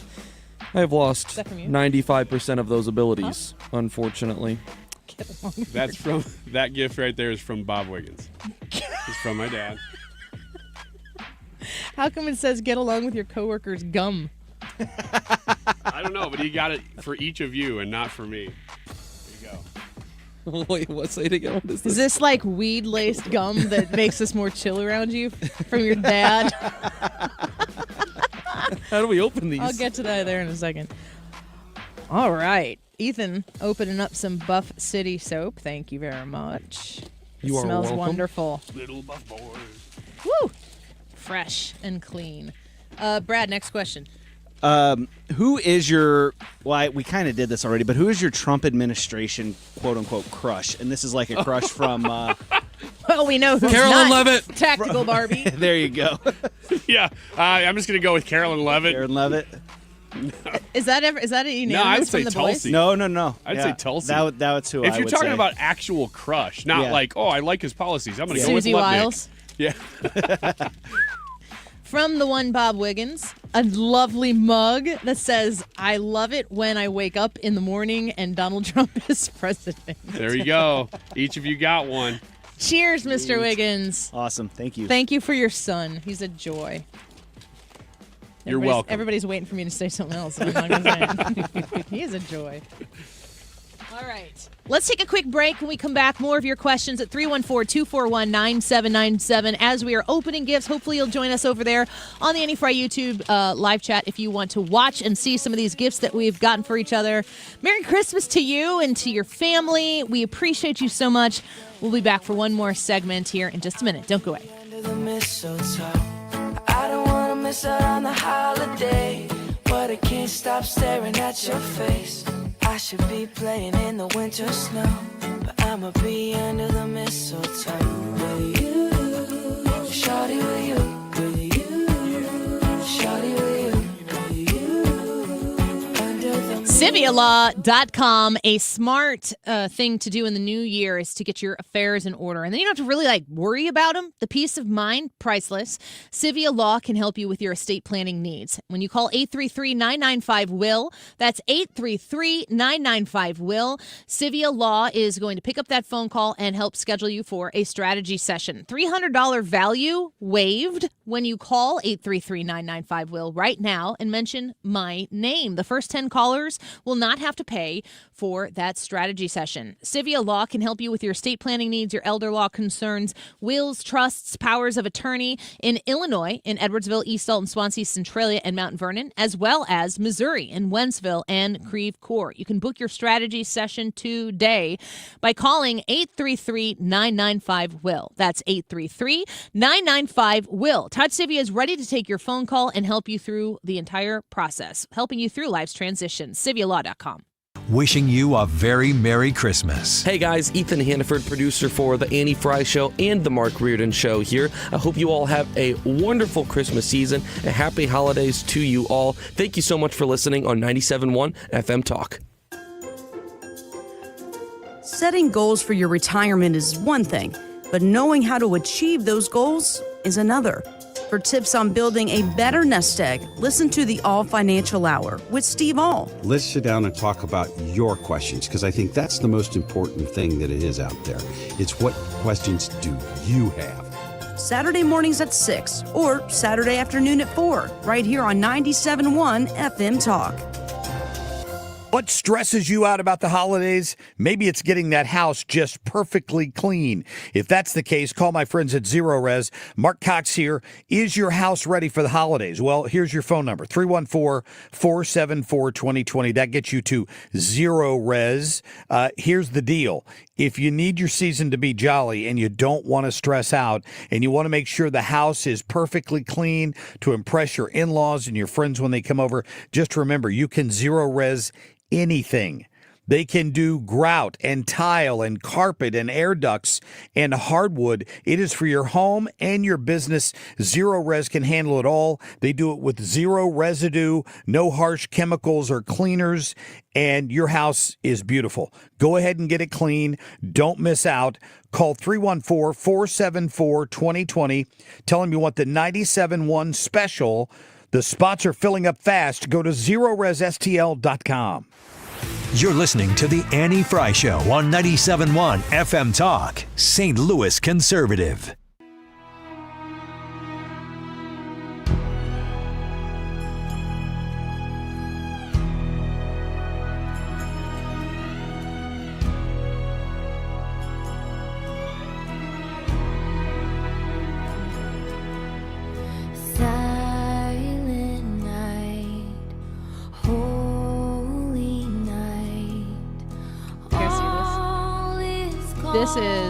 This is the cup that Brad gave me, and I think Ryan, sports parent, you've got one of these too.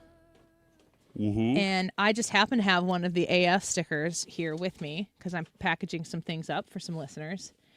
And so I'm putting the AF sticker on my cup. Now, what's so special about this cup, you say? Well, it carries your water, or as what I've discovered, most parents do is drink booze during their sporting events. I am not one of those, and I'm not here to judge the others that do. But this is called a Loud Cup, and I've seen these on like Facebook ads or whatever. But while you're drinking out of one side, you can turn it around, and if your kid does something, I don't know, good or bad, you could really be the decider. You just go. Oh, okay. I wondered what this was. I knew there's something more than just a cup. That's so funny. I've seen these. And the parents who are making these noises on the sideline, you can tell they've been there for a while. They have. So now I'm going to pull this off, and there you go. This is Loud AF. That looks really good. As a cup. Yeah. You want one on yours? This is good Cool radio. gifts, everybody. Thank you. Merry Christmas. Merry Christmas. The kids will be by here shortly with plates of cookies and treats. Yay! That's exciting. More things. Any more comments on the Annie Fry or on the text line? Annie Fry Show text line 314-241-9797? Here's a great question. It's an Ask Me Anything. Let's have it. Is Santa Claus a Republican or a Democrat? Well, Santa Claus likes to hand out a lot of free stuff. Yeah. So we should talk through this here a little bit. Okay. Free stuff, I think that's a point for a Democrat. Okay. But Santa Claus also suggests that you need to do, be good and do something to earn it. So that makes me kind of think that he's a Republican. It's not like just anybody gets it. You don't. Well, but everybody kind of does get it though. No, if you're naughty, you don't get nothing. Also, you probably have to be a Christian. I thought he gave out lumps of coal, which is a fossil fuel, which would also make him Republican because he has coal. Okay, so I'm going to do 2 there 2 for points for Republican. that. Anybody else thoughts on it? I mean, he wears red. Yeah, that's what I was going to say. He does wear red. He wears red. He works at night. Would FEMA? He puts extra effort and all year round. Would That's- FEMA that's like consider 2 points. Would FEMA consider the use of the reindeer animal abuse? I'm thinking that's a point for Republicans. What, that he employs animals? Just that it's the opposite of I'm That's gonna our mark one down. That's What else might there be? He's older, so he's probably a Democrat right now. But he laughs, and Democrats don't really have a sense of humor. And he says Merry Christmas. That's true. Oh. That's true. Oh. We're at 4-3 right now, right? 4-3 Republican 43 right now. Republican. Any other thoughts? I mean, that should have. I really missed the boat. I should have made that the poll for today. Heck, I might make that the poll in January. What about the use of elves? What would that be? Would that be an advocate for a marginalized group of people? Probably a Democrat. I don't know. Yeah, but he gives them a job. He doesn't give them handouts. Ooh, also One true. for each. Okay. Mark them down. 5-4. He runs a workshop. Happily married. Happily married. Republican side. I don't know. I think we've maybe circled the wagons on this one. I think narrowly, he's a Republican. It could be. He's a responsible employer. If he was flying over the U.S., what would happen? I don't know what your question was. like would the military be concerned? Well, maybe the military's involved. That's true. And permitting, I mean, he'd be on radar. You can watch him on right. radar. Ooh, is Santa deep state? He's a Democrat. No, maybe you could put it in there, but I also think it's possible he is a party to and with the military, like a secret ops kind of a thing. So probably really deep. Republican. Okay. You're really stretching now. He's got a long beard and a big belly. That's kind of Republican. Sorry. Republicans everywhere. We'll take it if it gets Santa on our side. Yeah. How many people are like, hey, he wears boots to work? That's true. That's true. Blue collar. I don't have any more. It's 7-4 right now. He's a Republican. There He's a you have it. Republican. Yeah, we got Santa Claus. Man. Yeah, I'm okay with that. Although, let me add this one to Okay. Democrat. Let me add this one. You can say he breaks into your He's house. a celebrity. Popular, well-known figure. He I also don't know. stays away from the spotlight as much as possible, though. Most of the year. Yeah. He's low-key. He's a low-key celebrity. He's not forcing himself out there. Mm-hmm. He sees you when you're sleeping. I don't... Democrat. Really, spying. Deep... Yeah. Yeah, deep state. That's deep state Deep stuff. state. Put that in the Democrat column. I will. It's getting back pretty close again. Yeah. Oh, man. Well, let me go around the room here real quick. Which do you enjoy more at Christmas time, giving gifts or receiving gifts? Ryan? I know that my character would imply that I enjoy receiving gifts more. I thought you might be the only person who would say that. But the answer is yes, I do enjoy receiving gifts more. Yeah. Yeah. Ethan? I would probably say giving. I think that I don't know. Do you feel pressured? social pressure to right say now? this Publicly? Maybe a little bit. Maybe Yeah. a little bit. But there is a joy that you get from giving and seeing that, like, hey, I contributed to that. That does feel good that you don't necessarily get from receiving. Ethan? Or, sorry, Brad. Giving. Yeah, I prefer giving. It's always fun to see people like what you got. From the text line, you he's still? a Democrat. He only works 1 or 2 days a year. And puts the elves to work the rest of the time and takes all the credit. I don't know. It might be a tie. Ethan, do you have the results up there? 90% say they enjoy giving more at Christmas time, 10% receiving. I don't think that's accurate. 10% said receiving. Giving is a good Thanks answer. for being honest. I think giving is fulfilling for a longer time. We are so grateful for you, for your participation with us, spending your time with us, noon to 3 here on 97.1. Thank you so much for being a part of the Annie Fry Show family. Mark Reardon next. Time now for today's Spotlight on Money, sponsored by Wesley Financial. If you're not in the mood to add more stuff this holiday season, you can always give the gift of experiences. Museum memberships or sports lessons, dance classes, music classes. Chicago-based business writer